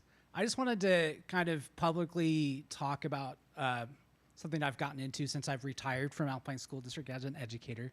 I've kind of gotten into school finance and property taxes, and as you guys know, it can go pretty deep. Mill rates, basic levies, charter replacement. There's all kinds of really, state minimum programs. But I just think we should maybe take a pause and really think through and analyze how many tax increment financing or RDA deals the district is doing. And as the district split up in those new districts, because as the cities of Orem, Linden, Vineyard, and Pleasant Grove are meeting, we're looking at that. I think for sure they're going to be looking at those property taxes. And I know property taxes are just part of the equation. There's, other revenue sources. But I just think we should be careful and cautious and analyze tax increment financing. I just wanted to read a little quote from a paper about TIFs. It says the TIF process, tax increment financing process, arguably leads to favoritism for politically connected developers, implementing attorneys, economic development officials, and others involved in the process. Down a little further in the paper, districts can be drawn excessively large, like 11, 12, 1,300 acres, thus capturing revenue from areas that would have been appreciated in value regardless of the TIF designation. And just remember, in all the illustrations that you see, they don't show an increase in the value of the land over the base year, but we know that land in Utah is appreciating and there is inflation in land value. And so the base year is there's some funny math that I really feel like you guys need to look at as you consider tax increment financing and RDAs. Not just this district, but as the district split up. And I just think school children and teachers, we deserve the funding, the stability that property taxes bring. And we have to be careful that real estate developers and TIFs don't cause some of these splits or some of these actions in our district instead of what, listening to what people want, where there's too much rich developers causing too many actions happening. And so I just wanted to express my thoughts on this, and I would be happy to talk to any of you individually. I know I texted a couple of you guys today, but it's just something I think we need to be aware of, maybe slow down, be cautious, analyze, really understand, because in the weeds and the minutia and the base year value, how that's frozen, the increment, the percents, it can get a little bit confusing. So, Thanks, Carson. Okay, John Barrick and Krista Muhlstein. When I spoke earlier regarding Windsor Elementary, I forgot to thank Sarah Hacken for her years of service to the Alpine School District. While she is my school board member and we haven't always seen eye to eye on things, I am grateful for your service. Thank you. ASD's history with RDAs or tax increment financing isn't stellar. I am not for nor against the RDA that you are considering tonight. I do appreciate the superintendent and the business administrator. I sent them an email at 7 o'clock this morning when I realized the budget and the plan were not attached to the documents, and they had them up by 10:21 a.m. Thank you. In 2014, the Utah Taxpayers Association said the ASD board put corporate interest over children's education with regard to the Orem University Mall RDA. In 2024, they said ASD plans to ignore voters and defy the legislature. The Vineyard RDA, I would like to use it as an example. It was created in 2009. It is very large. It was a $300 million RDA. I have been working with a couple members of the Vineyard City Council that are concerned about that RDA, and I'd like to tell you a couple of things that we've learned. First of all, there's an investigative reporter doing a study of the Vineyard RDA and some of the deficiencies there. There's an entity called the Taxing Entity Committee for every single RDA. And while Alpine School District has a very large number of RDAs, I don't know, probably 20-ish, I asked your legal counsel for a list of the Taxing Entity Committee members that serve on each of those RDAs, and he didn't know what I was talking about. He sent me instead the report for the RDAs, the annual report, which is already provided by Business Services. I appreciate his response. The Vineyard RDA Taxing Entity Committee was formed in about 2011, and Guy Fugel, who served about 12 years ago, left the board, and Rob Smith, our longtime former Business Service Administrator, are still listed as the Taxing Entity Committee members from the Alpine School District on the Vineyard RDA. They have not met since 2011. Since then, the Vineyard RDA put in Phase 2, Phase 3, Phase 4, Phase 5, and 5A and B. Some of those phases actually promised benefits for longer than the original 35 years that the Vineyard RDA was allowed to award benefits for. That is illegal, and it is being investigated.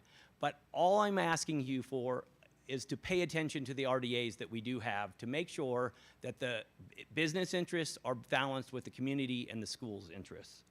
I appreciate your time and attention to this matter, and I'm neither for nor against, but I'm asking for more transparency, particularly as it relates to the new RDA and the 3 new districts. Are there any financial, direct or indirect effects on the other districts? Thank you so much. Krista Muhlstein, and then Robin Dillon. I also just had some clarifying questions about the RDA. I've had multiple people from my community reach out and ask questions that I didn't have the answers to, and a lot of it revolve around whether or not the liability for this RDA moving forward is contained to the Eagle Mountain area or if it does affect the whole district. So I think a lot of people just want clarification on that. If the liability does stay with the West District, then there's no problem moving forward. If it does have ramifications for the other 2 districts, then a lot of people are very concerned with that and would urge you to vote no on that. The Lev PG area has a very large RDA in Vineyard, and I know it's not an apples to apples comparison because Vineyard is a much smaller city than Eagle Mountain is, so I know it's not kind of the same thing, but we are dealing with the ramifications of that. So please think about that and answer those questions when it gets to your board meeting time. And then I just wanted to say one other thing about the closures of Linden and Windsor Elementary, and as you guys discuss that, for our Central and our West Side board members, a campaign was run and voters overwhelmingly voted to have the district split. And in that campaign, the idea of local representation or more local control was one of the highlighted points that many people supported the idea of a district split for.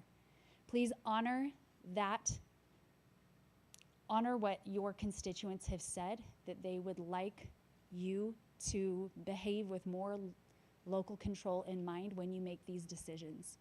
This isn't a decision you guys should make for our community. It's something our community should make moving forward. Thank you. Thank you. Robin Dillon.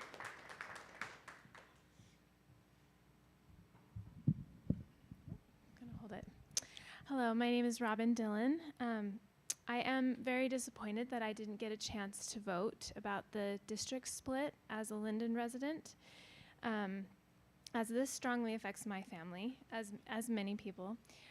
My daughter is a special needs student at Dan Peterson School in American Fork, and it's been so helpful to have her in Alpine School District with the rest of my kids there at Aspen. Dan Peterson School is such a wonderful culture and specialized teachers, therapists, full-time nurse, and all of this really puts my mind at ease that she's well taken care of. With this split, there's no special school in our south area for my daughter to attend. We've looked at a special classroom for her, and we really feel like it doesn't quite meet her needs.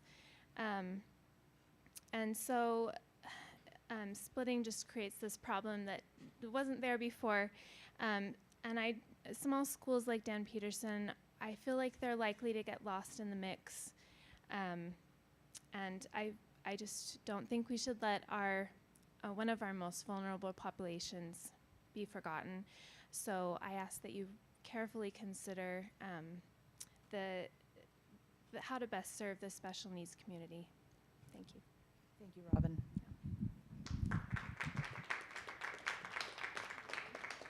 That concludes our community comments, and we'll move ahead with the general business of the meeting. First is the approval of minutes. I need a motion to approve the minutes. I move that we approve the minutes.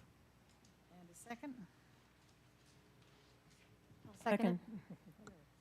Okay, it's been moved by Mark and seconded by Sarah that we approve the minutes. Are there any comments? All in favor say aye. Aye. Aye. Aye. Any opposed say nay. Okay, the minutes stand approved. Dr. Farnsworth. Thank you, President Hacken. You have received the claims for this month, and I recommend that you accept the claims. I move that we accept the claims. Okay, do I have a second to accept the claims? Second the motion. Okay, it's been moved by Ada and seconded by Mark to accept the claims. Is there any discussion? Seeing none, all in favor say aye. Aye. Aye. Any opposed say nay. Okay, the claims are approved. Dr. Farnsworth. You have received the routine business for this board meeting this month, and I recommend you accept the routine business. Okay, do I have a motion to accept routine business? I move that we accept the routine business. And a second? Second. Okay, it's been moved by Sarah and seconded by Ada to accept the routine business. Is there any discussion? I just want to point out that with this routine business, we are renewing our contract with our superintendent with a vote of confidence. So thank you. Thank you. Is there any other discussion?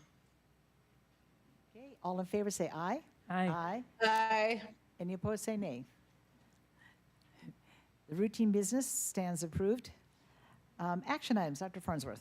Yes, we have two action items. The first is the fiscal year 24 annual comprehensive financial report. Appreciate the report by Jason Sundberg and his team in our study session, and I will give him an opportunity to share any comments that he wishes to about that. But I recommend that you accept the fiscal year 2024 annual comprehensive financial report. Thank you, Dr. Farnsworth. Yeah, we had a great discussion in study session, also in Finance Committee yesterday with the annual comprehensive financial report for the closing of the fiscal year 24. We have our accounting director, Robert Boyer, that presented that, and he did a wonderful job, and his team in preparing that and reporting on that today. We have with us Kyle Green from Squire that can be able to present some things to the board also.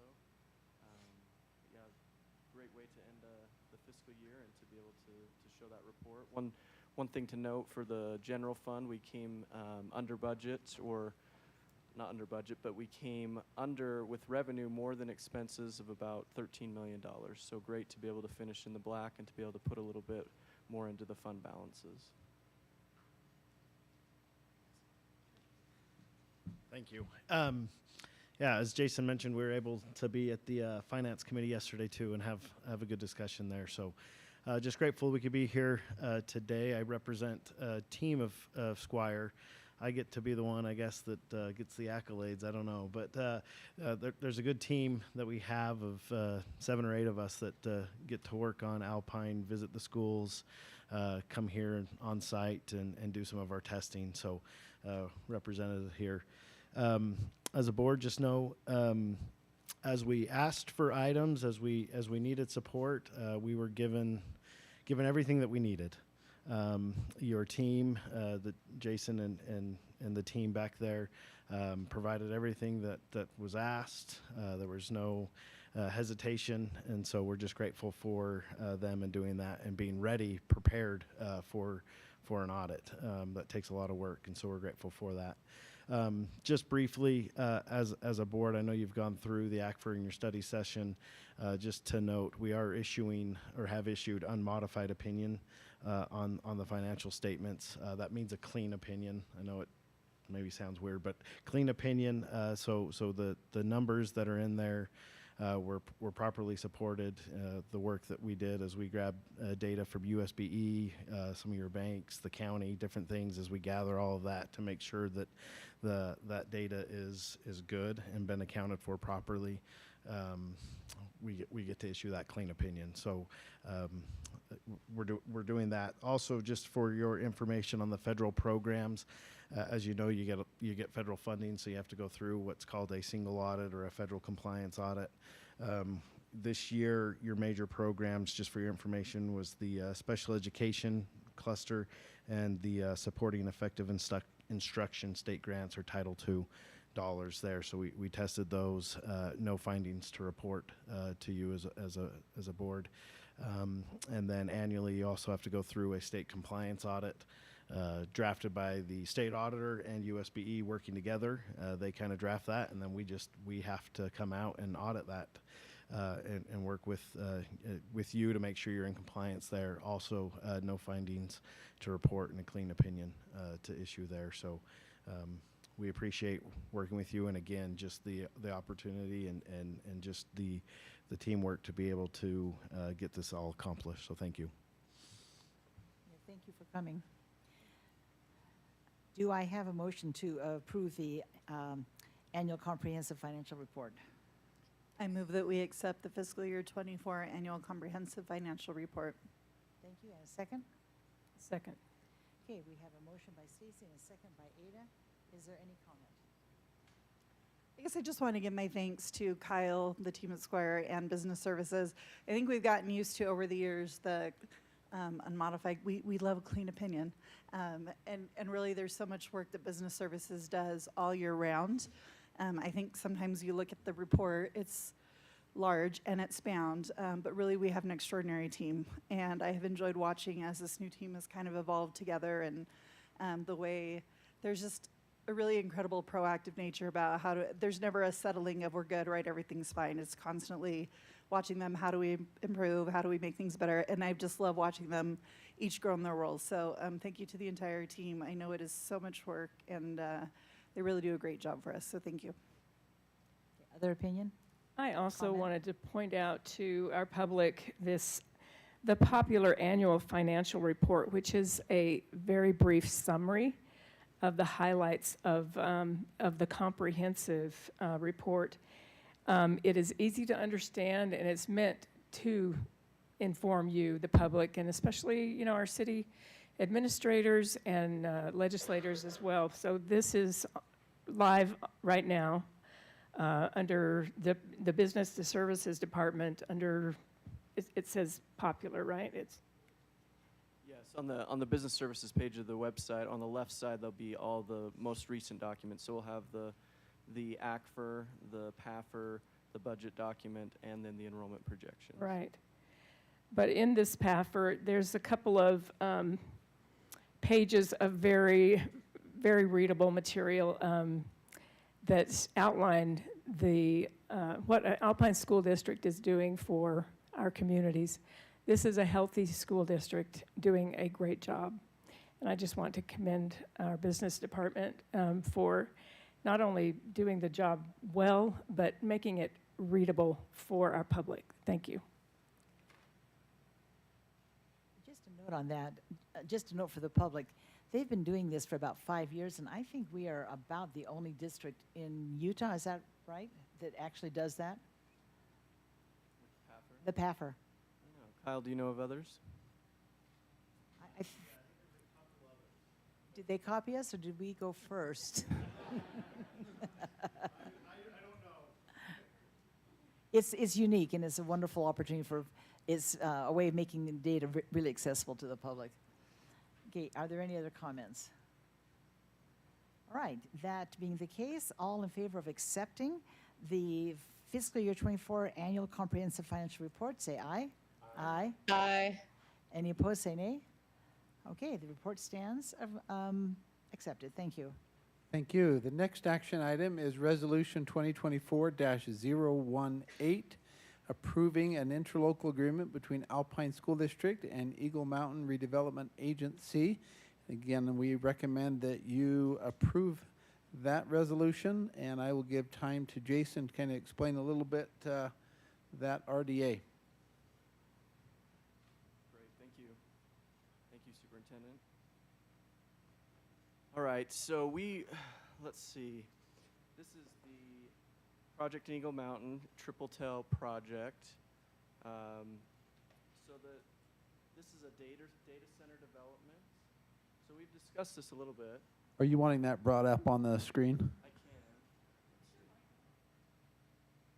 can. Hello? Yeah, I think so. Yeah.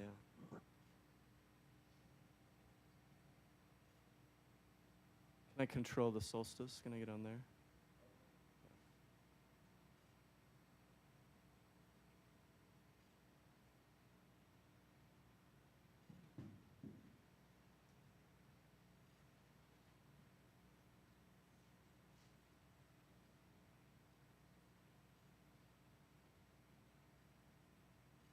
All right, it's not letting me on there, but there isn't, I'll just share a few things here. So we met, the boards met on this a couple months ago, and there's been some discussion with the city, and there's some city officials here today that can answer some questions also.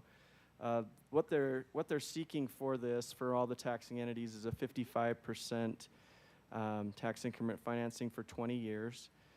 With each of the projects out there, it's that we've requested it come down each time on that percent. So how that works, the 55% for 20 years, there'd be a total, they've also added a total project cap of 36 million per phase, and then pilot payments to the school district of $50,000 per year per phase. One of the things that, if you want to bring that back up, there is a part on that document that's in the board documents. But there's a part there that's talking about the length. So one thing it says for Alpine School District, the budget for that is the 36 million. It talks about here that projected property tax funds for the taxing entity. So the 45%, let's get to the right one there. So scroll down.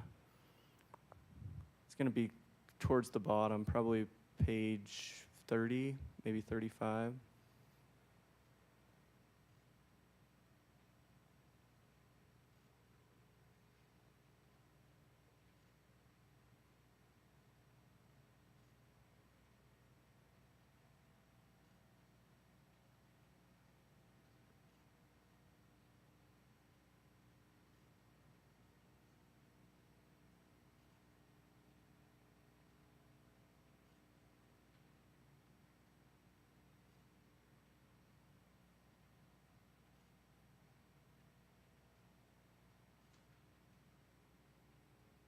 So it's going to be a table. I'll pull it up here too. Let's see. Okay. Yep, that is it. So this the source of tax increment funds. So the 55% for 20 years, about 36 million that would go for that. If you go to the next table, I think it's table 3. It shows the maybe table 4 there. So the current tax. That's showing the current tax right now. The tax that's received just from the land's about $214,000 per year. The future tax at $4.7 million. Let's see.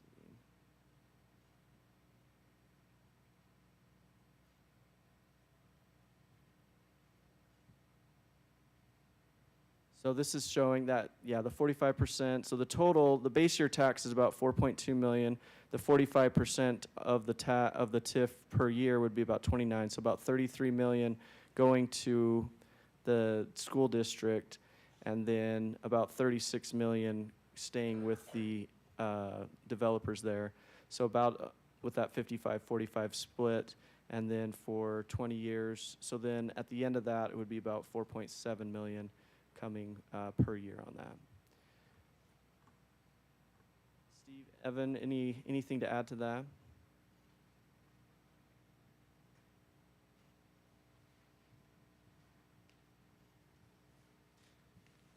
Hi, I'm Evan Barrett. I'm the Economic Development Director for Eagle Mountain City. I appreciate the comments. I think you covered it pretty well.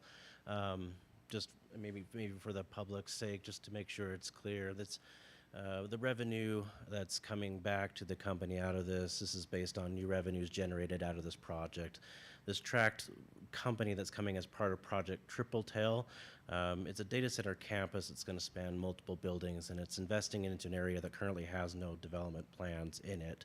Over 2 different areas, one in the south of Eagle Mountain and one more towards the west of Eagle Mountain. These are zones of Eagle Mountain that are already zoned for and destined to be industrial already. Data centers we've already seen in our community has been very beneficial.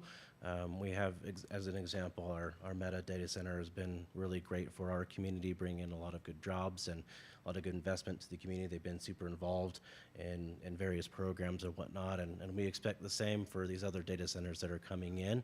But of course, as Jason mentioned, we know that as more data centers come in, we don't necessarily believe that they need to have the same sort of incentives as the previous have. So we've tried to do our best to negotiate those incentives as low as possible, knowing that there is still a little bit of assistance that they need in the form of incentives, because it is a very highly capitalized project.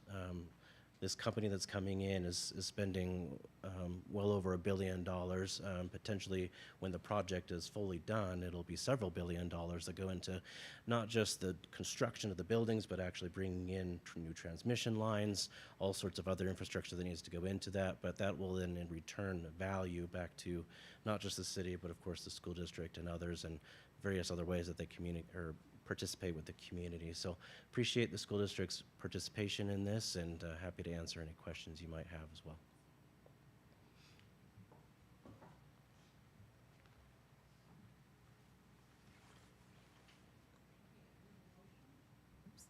I need a motion to approve Resolution 2024-018, approving an interlocal agreement between Alpine School District and Eagle Mountain Redevelopment.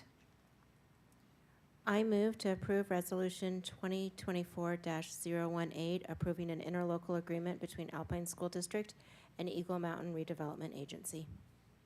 And a second? Second. Okay, it's been moved by Joy Lynn and seconded by Stacy. Is there any discussion on this?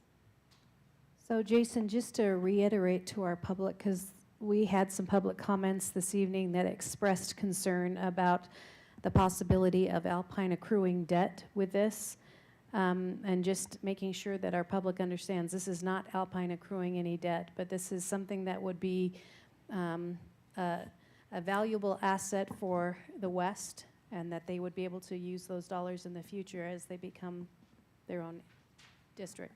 Correct, yeah. So some of the first RDAs that I learned about as I came into the school district about 10 years ago were some of those ones like the University Place, or the one of the first ones in Lehigh with Adobe, is just that they may come otherwise or they may not, but the taxing entities get the tax that's already existing. It's everything that's grown from there, and then it's split. So in this case, a 55-45.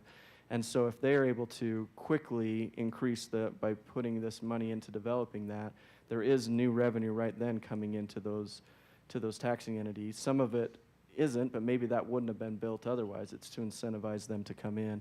And there is nothing that would go to other districts. It's just future revenue that is decided upon or agreed upon that stays with the developer to continue to develop that more quickly. And the future revenue, the tax revenue off of that would stay in that geographical area Correct. as well. And there's no district debt associated with. This is an abatement of taxes to encourage development. The reason behind that is the increased development leads to greater tax revenue in the future. Correct. The increase, they're getting that revenue, maybe a lot more than they would have, even they're taking that lower amount, but then at the end of the project, it's 100% coming in. And when we're looking at, because we've already started looking at, okay, how are we going to, with the district split, is to say, okay, what are the assets, what are the liabilities? This would not, any of the RDAs would not go into, well, there's this liability, or we need to figure it differently with this.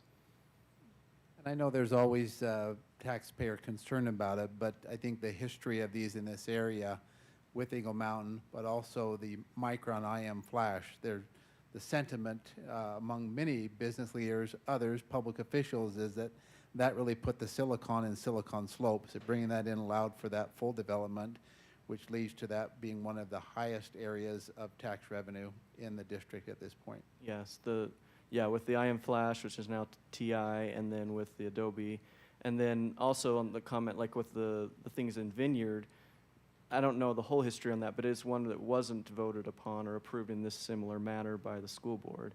It was more of a forced upon from the state. Yeah, other comments? And I think that was the point I wanted to make, is that this board has developed a set of criteria for evaluating RDAs that has been more strict and more advantageous to our students and to our schools. And, we look at the past and see how not to do it. And unfortunately, in the case of Vineyard, it was done to us and not by us. So, yeah, as we've met recently and talked about some of these things, that's what we look at. Is it something that's bringing in retail? Then it's not necessarily something that's great. Is it bringing in something that's going to be able to develop quickly? It doesn't bring a lot of students. Not that we don't want students, but if we're going to give a tax break for that, we don't want a lot more students to come in and then have to build schools for. So high-paying jobs and doesn't bring in a lot of new families for that also. One other thing that we've noticed is part of our RDAs recently have been to ask these various businesses, groups to give back to the community or give back to the district. And we have had some wonderful partnerships and some really wonderful things that have been projects and funding that have gone back and forth between, say, TI or Meta or Tyson Foods or whatever it is. They've really been magnificent partners for us, and we really appreciate that. Are there any other comments? I just want to say that they'll make a greater partnership than the current tumbleweeds will, and that it will be a benefit and a win to the communities for a long time to come. I remember one of the first RDAs we passed out in Eagle Mountain, we were getting about, I think it was $17 a year. And boy, times have changed, and we're grateful for that. Okay, are there any other comments? I have a comment. I'm Yes. waiting patiently. So we got quite a few, well, I won't say we. I got quite a few emails and texts this afternoon. So if it hasn't been made abundantly clear, I would just like to state this is not a bond. It is not a $900 million bond. It is not a $900 billion bond. This is not for building buildings. This is a tax abatement. So if you will tell your friends who are interested about this, who just want to make sure that, not sure where the information started, but just wanted to clarify that that is what this is. Apologies to Board Bateman as the second. You should have had precedence. Okay, any other comment? All right, it has been moved by Joy Lynn and seconded by Stacy that we approve Resolution 2024-018, approving an interlocal agreement between Alpine School District and Eagle Mountain Redevelopment Agency. All in favor say aye. Aye. Aye. Aye. Any opposed say nay. It passes. Congratulations, Eagle Mountain. All right, discussion action items. Dr. Farnsworth. Yes, we'd invite Craig Brinkerhoff, our legal counsel, to come forward, who oversees policy committee. We have 3 policies. As is our practice now, these are discussion action items. As the board discusses them and feels it appropriate to move forward on the action, we would invite you to do so. The first is policy number 5205, middle school and high school graduation requirements. That policy has been revised. And again, pending discussion, we recommend the approval of these revisions. The Policy Committee wants to thank Mari Braithwaite and also Andrea Paxman, who did a lot of work on this and getting it prepared. Also, part of the reason for these updates were to address middle school students who can gain credit towards graduation. And so they want to make sure that that was captured in this policy. Previously, this policy mostly was directed at high school graduation and high school students. It is still high school graduation. But now we're addressing more directly what credits are available to middle school students to get credits in advance. So that's the main purpose for these updates. This policy also did not have a statement of policy previously, and so now that's been included at the top there. But we would recommend passing this revised policy. Karen, could you just scroll that down a little bit so they can see the middle school requirements? Yeah, that chart. That might be helpful. Okay, yeah, do I have a motion to approve policy 5205? I move to approve policy 5005, middle school and high school graduation requirements. I second the motion. Okay, it's been moved by Joy Lynn and seconded by Mark. Any discussion? Yeah, I just wanted to comment that part of this revision is a direct result of change in state code and the ability for middle school students to earn credit prior to entering high school that would meet high school graduation requirements. And I would also like to thank the team that presented this information and did the work on this. I really drilled them with every option I could think of on every spectrum for every child that may not fit within this, and they had thoroughly done their research and were able to satisfactorily answer all of those questions. Okay, any other discussion on this policy? I noticed that this policy references what's called a Cognia accredited institution. Could you address that, or? I had to Google it. Yeah, I am not personally familiar with that institution, so I Yeah. unfortunately unable to. I think that's something address that Mari, Yeah, apparently it's the accreditation company or entity that we use, and I'm not sure how widely used this company is, but I'm not sure either. They are the ones that accredit our schools so that those credits are recognized by higher ed institutions. And also allows the credits that are earned at Alpine to be transferred to schools across the state. So it allows for mobility of students whose circumstances cause them to move. Right. So that is important. I'd just be interested to know how widespread they're used, you know, how broadly they're used. I assume that they're fully vetted. Different states participate in different accrediting organizations. This used to be Advanced Ed. They were purchased by Cognia. They're based out of Atlanta. And then there used to be Northwest Accreditation that we were accredited by, then Advanced Ed, and now Cognia. So they're just different entities that have different geographical areas. Thank you. Pulled it out of my pocket. Is there any further discussion? President Hacken? Yes. Can we have that just done one more time? I think the policy number was just read wrong in the, It's policy 5205. we need to repeat it on the motion. Yes, I think it was said I correctly move once to again approve correctly. once. policy 5205. Apparently I need new glasses tonight. But the middle school and high school graduation requirements revised. And I second the motion to approve policy 5205. Thank you. Thank you for that correction. All in favor, say aye. Aye. Aye. Any opposed, say nay. Okay, that policy stands approved as revised. Next policy is 6052, health programs, and our recommendation after discussion is that we retire that policy. Yes, this policy, we worked with the district nurse and our student services department that oversees the nurses. We initially had looked at updating this policy to make it accurate with what the different duties that the nurses held.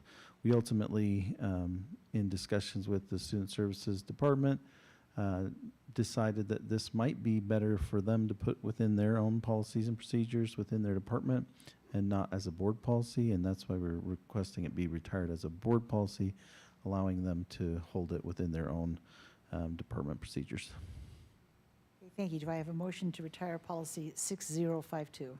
I move that we retire policy number 6052, our health programs. Okay, do I have a second? Second? Is there any discussion?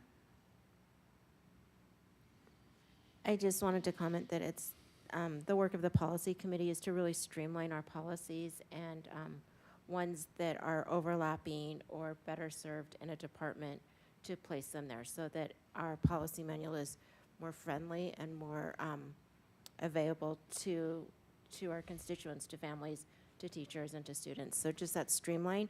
So I'm just excited as we continue to work through and retire old policies that we're moving forward for the navigation of the district. Thank you. Just a note to follow up on that. Today in policy meeting, we probably went through a dozen policies, and a number of them were only one paragraph long, and they were written in 1986 or 1970, 74. So it's time that those were received a little light and a little attention. All right. Is there any other discussion on policy 6052? Seeing none, the motion was made by Sarah, seconded by Joy Lynn. All in favor say aye. Aye. Aye. Any opposed say nay. Okay, the policy stands approved.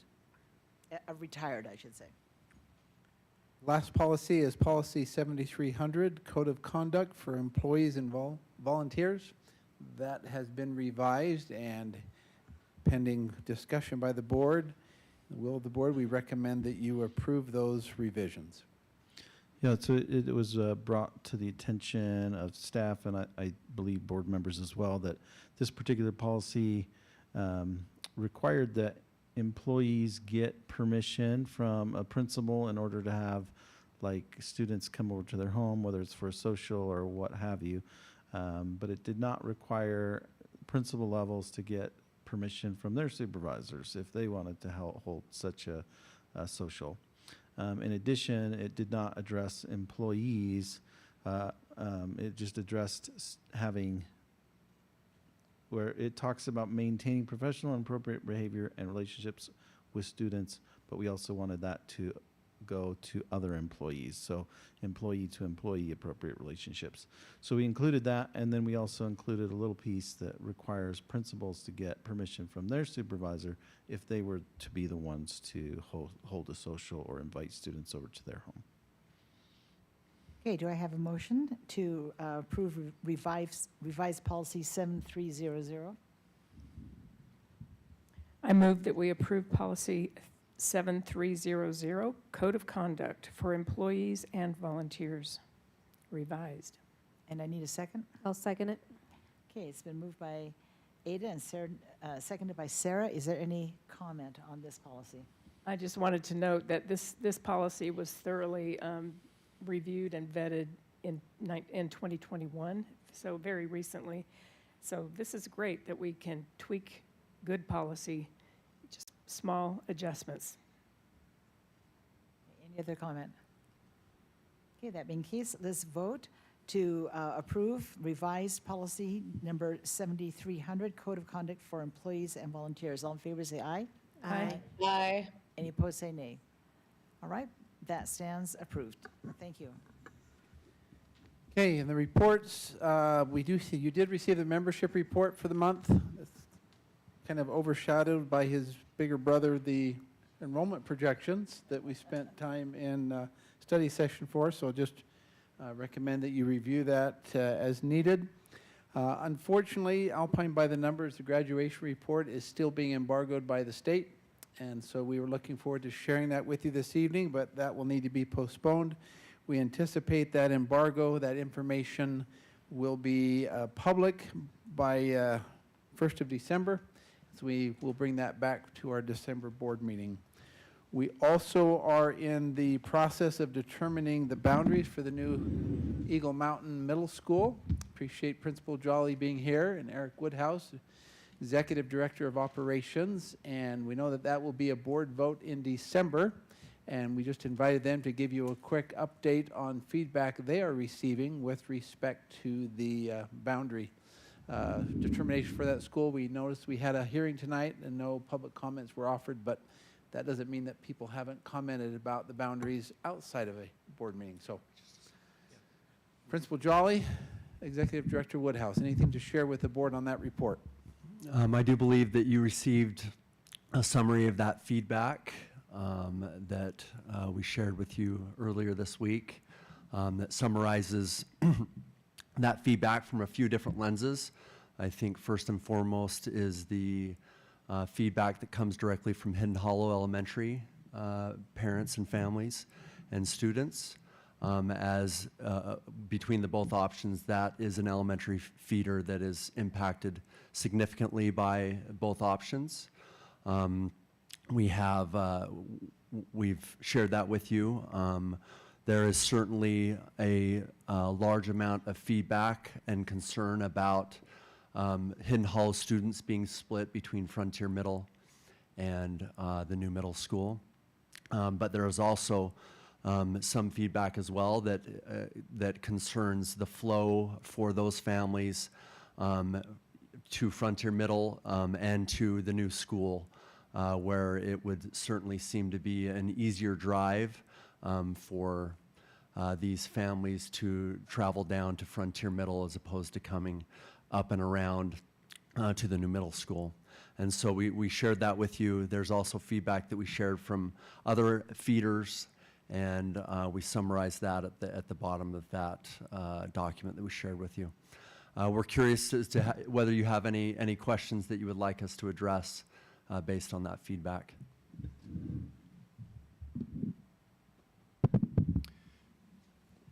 I mentioned this to Eric previously, but I really appreciate the way you synthesized that feedback for us and made it so very accessible. So thank you for, I mean, it didn't look like an easy choice still, but we do appreciate how you took the data and synthesized a lot of it for us to be readily reviewed. Thank you.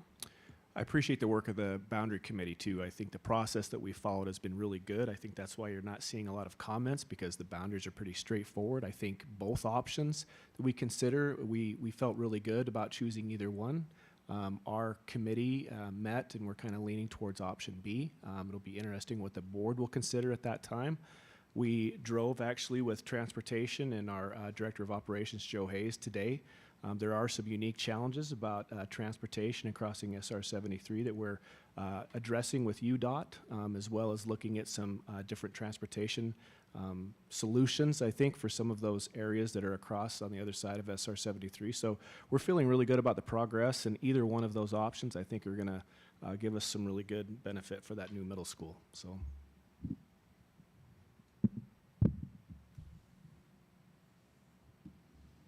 Okay, no other questions by board members? Okay, we'll look forward to a determination in December. Our last report is the program study qualitative data report. We invite Dr. Annalise Ruiz to come forward and any of her teammates that she wants to bring forward to share this opportunity with her. Welcome to come forward. And we have been soliciting a lot of feedback on this, and I appreciate Dr. Ruiz and her summary of this. As was mentioned by President Hacken, this determination of these program studies will be made by the board in December, at our December board meeting. We just want to take this opportunity to update you on the feedback that we have been receiving.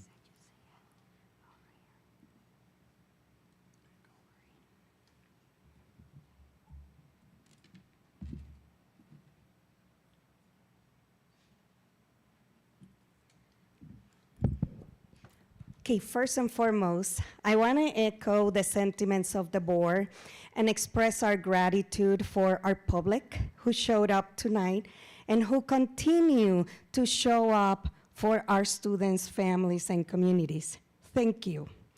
And it is in that shared commitment and in the spirit of information, synthesizing that, and making it available to our boards, that I will share two sides or two separate perspectives on this study, so then our board can make an informed decision in our next board meeting.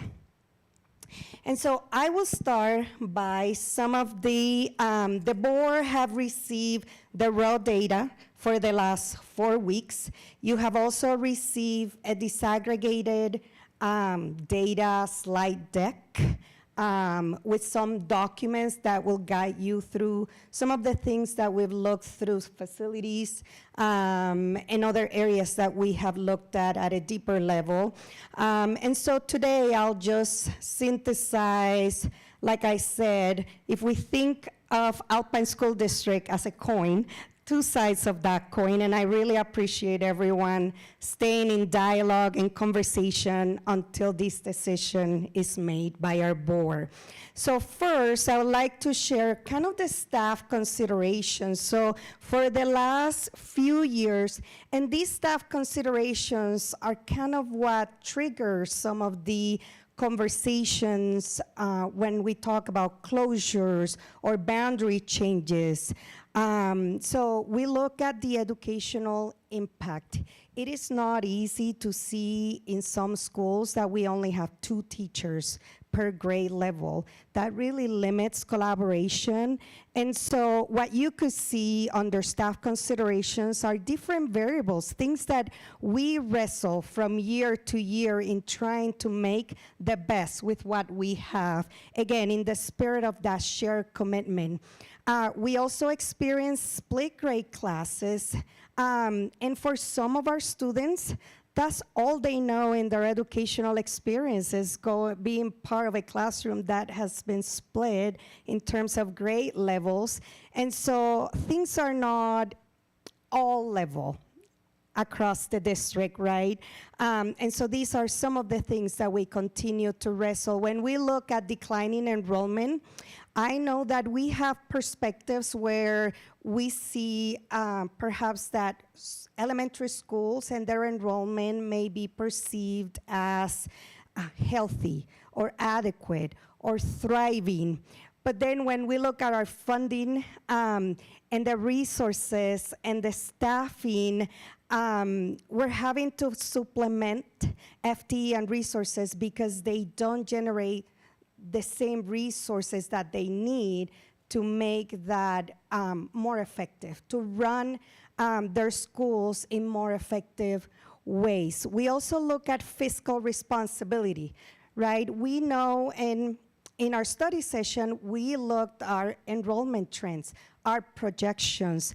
I know that there's a perception where, our student population is consistent, is trending upward, but our numbers are telling us a different story right now, right? Our projections, we are having more students at the secondary or upper grade levels than the younger elementary levels. So we don't have as many incoming students as we have now outgoing students. Now, that may change over time, but that bubble is moving. So we're not having as many students incoming as we had hoped for, right? So then we could continue with student enrollment in what we will consider healthy and consistent.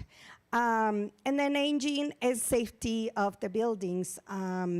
You know, we don't know, some of our investments that we put in retrofitting or in our buildings, sometimes we don't get the return on those investments. And so these are just some of the variables that we continually wrestle with from year to year, and where we try to maximize our resources to make their buildings, to make their opportunities in our communities across the district to be optimal, right? And so we wanted to put all those variables and factors in active tension to that of the community members. And we wanted to hear their perspective. And so we sent out 3 different questionnaires. We had it open for about a month. We received about 640 responses, and the way these are broken down, those associated with boundary adjustments, we received about 112 responses. Those related to the creation of a DLI magnet immersion school, we received about 156 responses. And those regarding the potential school closures for Linden, we received 196 responses, and for Windsor, we received 176 responses. Now, the majority of these 3 questionnaires, the majority of those that participated were in opposition to closing Linden and closing Windsor.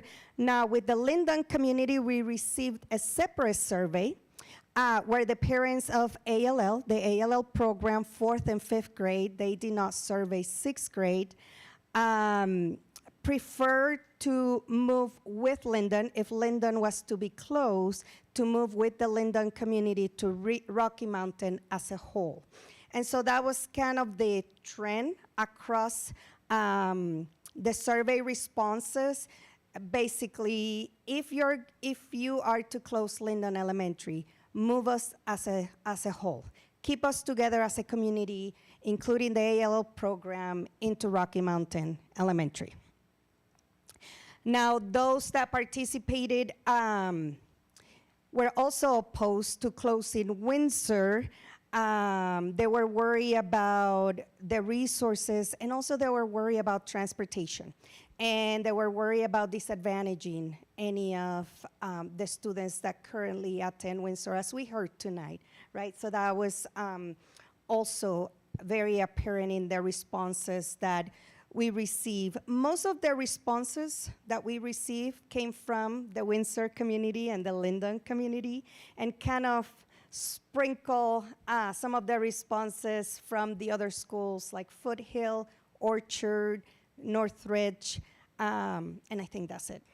That's all we had participated. Now, also from the participating community members, they suggested some alternatives. So they share concerns, but they also share, hey, here are some alternatives we suggest as you move forward and as you consider these potential closures or the creation of a DLI magnet school. And so they suggested a program relocation, so moving specific programs like ALL, DLI to alleviate the pressure of enrollment if we are to merge schools. They suggested community cohesion. That was mainly from the Linden community. Keep us together in a Linden school. That was very important to them. So retain school communities intact. Facility refurbishment, so upgrade rather than close. Transportation support, increase options for relocated students. So this is something that if we move forward with the Windsor closure, that we consider provide transportation as to not disadvantage any of the students. That was one of their suggestions. And boundary adjustments, so continue to look at different boundaries to reduce overcrowding and optimize resources. Yes. Before you go on to staff recommendations, I just wanted to clarify. I believe we heard several sentiments tonight about pause. There's been a district reconfiguration vote, and let's let a new board make that determination.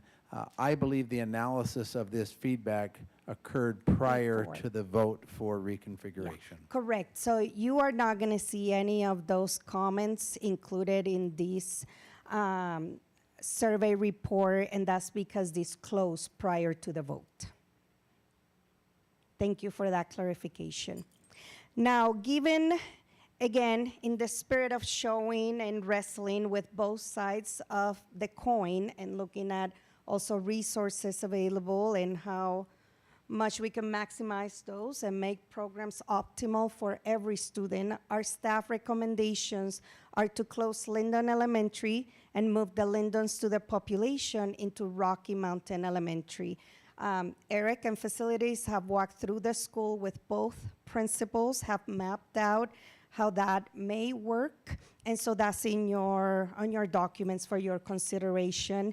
Now, it was mentioned that if that were to happen, to change the starting time at 9:15 to alleviate some of the concerns with pickup and drop-off, and so that's something that you could consider if that's the direction you want to go. The second recommendation will be to close Windsor Elementary and create the DLI Magnet Dual Immersion School at Orchard Elementary, and with that, a consideration of providing transportation, again, as to not disadvantage any student with this merger or change. And then the last one, the last recommendation we have is to continue operation of Linden and Windsor and earmark FTEs and resources for them to continue to operate, supplementing those resources. Questions? So this is kind of along the lines of what the superintendent mentioned. I guess in light of the district reconfiguration vote, is there anything that I guess, you know, looking at enrollment trends and things, is there something that we need to do right now that could not wait until 2027 to make these changes? That's a great question. I think that's for the board, as a board, to discuss from each of your perspectives. It will require to supplement FTEs and resources to continue to operate both schools and support kind of the declining in enrollment of other schools in the area for the next couple of years. I believe that's kind of the sentiment of staff. If the board is going to pause on this to not unnecessarily or significantly affect the students in those schools, the challenges are not going away. If we pause, it doesn't mean, okay, there are no more challenges. The challenge is to provide full access to the programs and opportunities for the students still exists. That's why we're recommending these changes. So if the board, because of the reconfiguration, decides, you know what, we're going to pause, then we would recommend the supplemental resources for the next couple of years until a new board could make that decision, so those students aren't disadvantaged because of the current situation that they're in. Could we, it's on, there to go. Could we get, at a future date, because I'm sure you don't have it off the top of your head, kind of a list of what that, that supplement would be, what that would look like, so that as we make a decision, we can really understand the financial impact to not just these communities, but to all of the students that we serve. So kind of a breakdown of what that would look like over, and again, that will probably adjust year to year based on how projections play out, but at least an idea so that we could know the commitment we're making. Yeah. And I think, Sorry. I was just going to comment on that. So, because we actually do have this. So for DLI, for the Love PG area, that's 9 FTEs that are supplemented this year. There's 11.5, so 5.5, and then 4 went to the splits, and that doesn't include the other as well. So it's a significant number of FTEs, and I guess my concern, and obviously we're still having conversations about this, I appreciate the public's desire to let the new boards do this. It's saddling a new board with a significant hit right off the bat, and so I just think as we're having these conversations, I'd like the community to understand that it is a significant number of the support that we send each year. we, and those are current numbers. It would be adjusted for next year based upon some other challenges and opportunities. The other limitation here is if we're not going to do this, we probably wouldn't do boundary adjustments that would offset that as well. It would be a pause on that larger geographical area. Say, okay, well, let's send Northridge to Rocky Mountain to offset that, but then you're going to bring Northridge too low, then we'd have to change another boundary. So it likely would be, rather than boundary adjustments or closures, it would be some supplemental FTEs that we can look into that and consider that and give you that we report. we have that for the last 2-3 years, so we could show you how that has been allocated for the last 3 years and what has been the increase this year has been more significant than the last 2 years.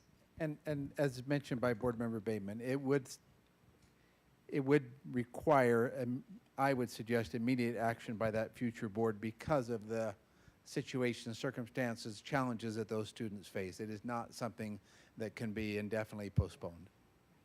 If we decided to close Linden and bring them to Rocky Mountain, would we then not need any supplemental FTEs? Would that bring enough resources to the school that they could function on their own? That's the expectation. We'll have to see with enrollment, right, where we're at that point, but that's what we're seeing right now. And would we have to bring trailers over? Yes. And how many trailers? So it depends, but we can do it. You could probably do it with 4, but you need to be safe with 5. From a physical facility standpoint, you overestimate, you don't underestimate. So, and we also have a plan that it would not be on the blacktop. I know that that was a concern tonight, that would be taking up precious playground resource, but we would do it on the field, and we'd have to put new blacktop in, and we've worked with our physical facilities department. They could make that happen. So if the decision were to move forward, we'd be able to put those 5 trailers out there and be able to make that work with the incoming students. And that is if you decide to move all the ALL and the DLI and keep everybody together, that's what you would need. And would those trailers come from Linden Elementary? Would you just bring those same trailers over? And one from another school. And one from another school? Okay. I just wanted to make a few observations. First of all, Orchard Elementary is hurting. They have split grade levels at every level, and that is a disservice to a child. It is a disservice to a child to have a first and second grade together. It's a disservice to the child. It's a disservice to the teachers. And yeah, this is not a discussion.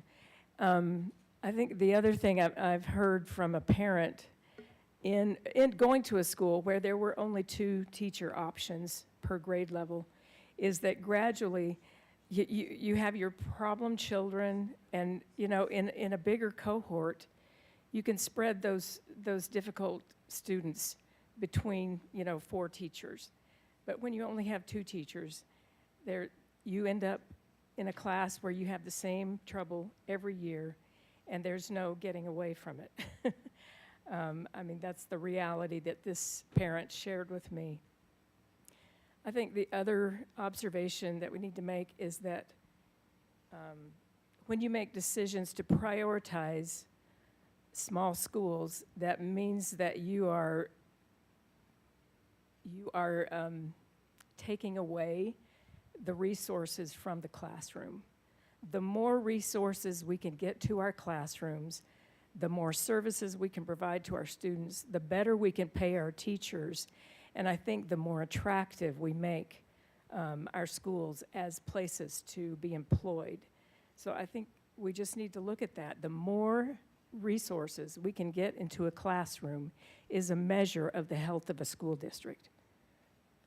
So those are my observations. And we'll certainly clarify on the grade level splits at Orchard. I'm not sure, but I'll bring that information back to you. One more piece of information is that for Windsor Elementary, they will no longer be a Title I school next year. So they're losing that funding because they've now lost the threshold for qualifying for that. And so we're going as a district from 9 schools on Title I to 4, and Windsor will not be one of them.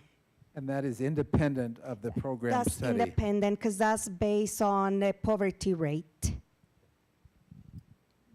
Which would be another consideration. Those are resources that the school currently enjoys, federal resources that they would not receive next year. Right, because right now they use that funding to add teachers. And so they won't have that next year.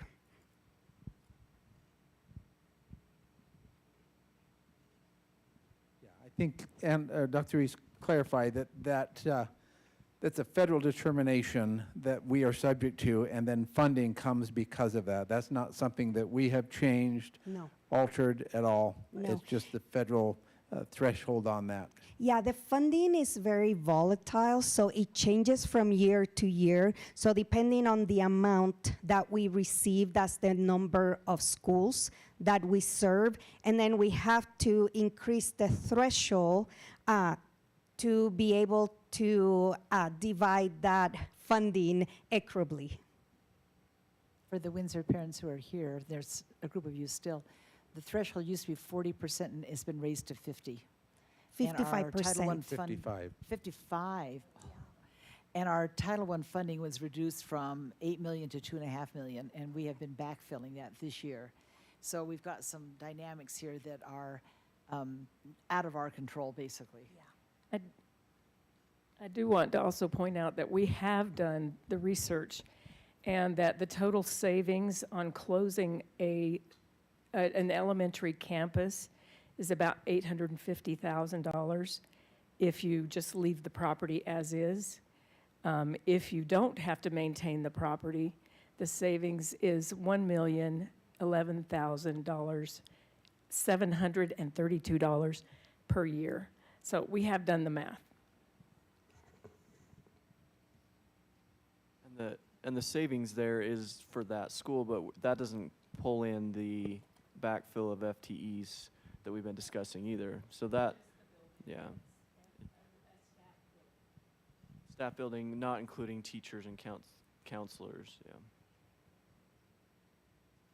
Not counting teachers that would move with the students wherever they go. So it's, Okay, yes, okay, yeah. thank you. Okay. Any other questions? Okay, thank you for that report, for that update. And we will bring additional information, get that additional information to the board as requested. Yes. Thank you. Okay, now we have time for board member or superintendent reports or information items. Is there any board member that would like to share a piece of information at this point? Yeah, I would just like to share kind of from where we started this meeting as we talked about the marching bands. I just also want to wish American Fork and Westlake good luck as they perform in the national marching band competition on Thursday evening. just really exciting for them to be able to be in that national sphere.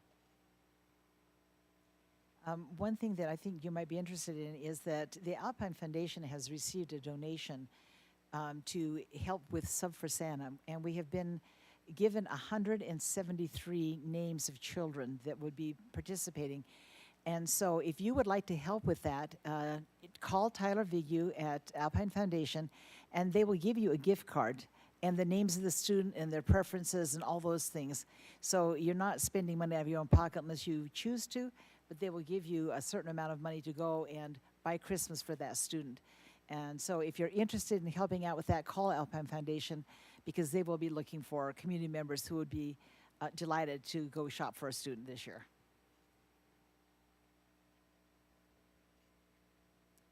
Okay, I have one with a few items. I did want to recognize that this has been a really up and down week since the day of election, and you know, some people are celebrating, some people are mourning, and I just wanted to recognize that.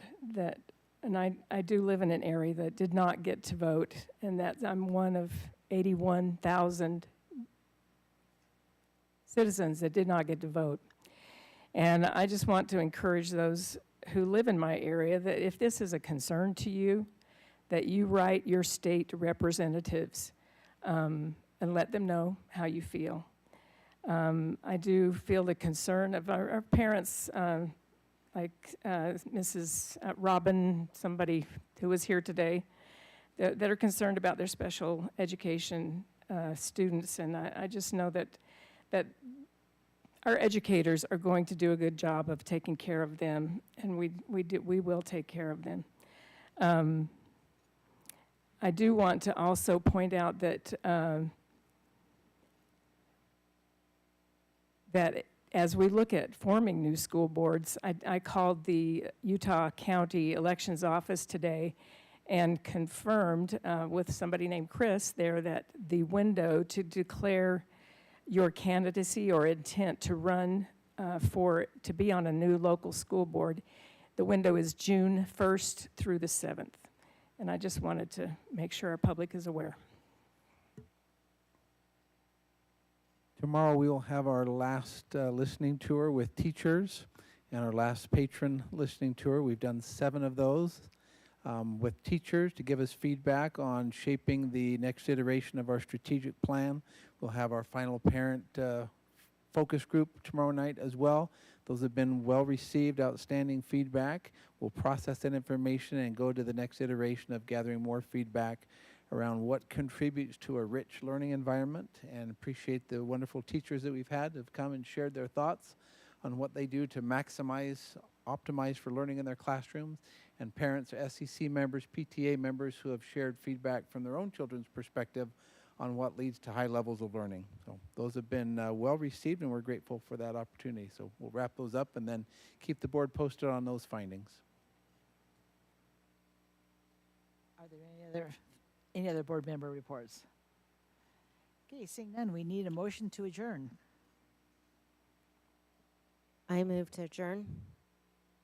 Okay, and a second? Second the motion. Okay, it's been moved by Joy Lynn, seconded by Mark, that we adjourn. All in favor say aye.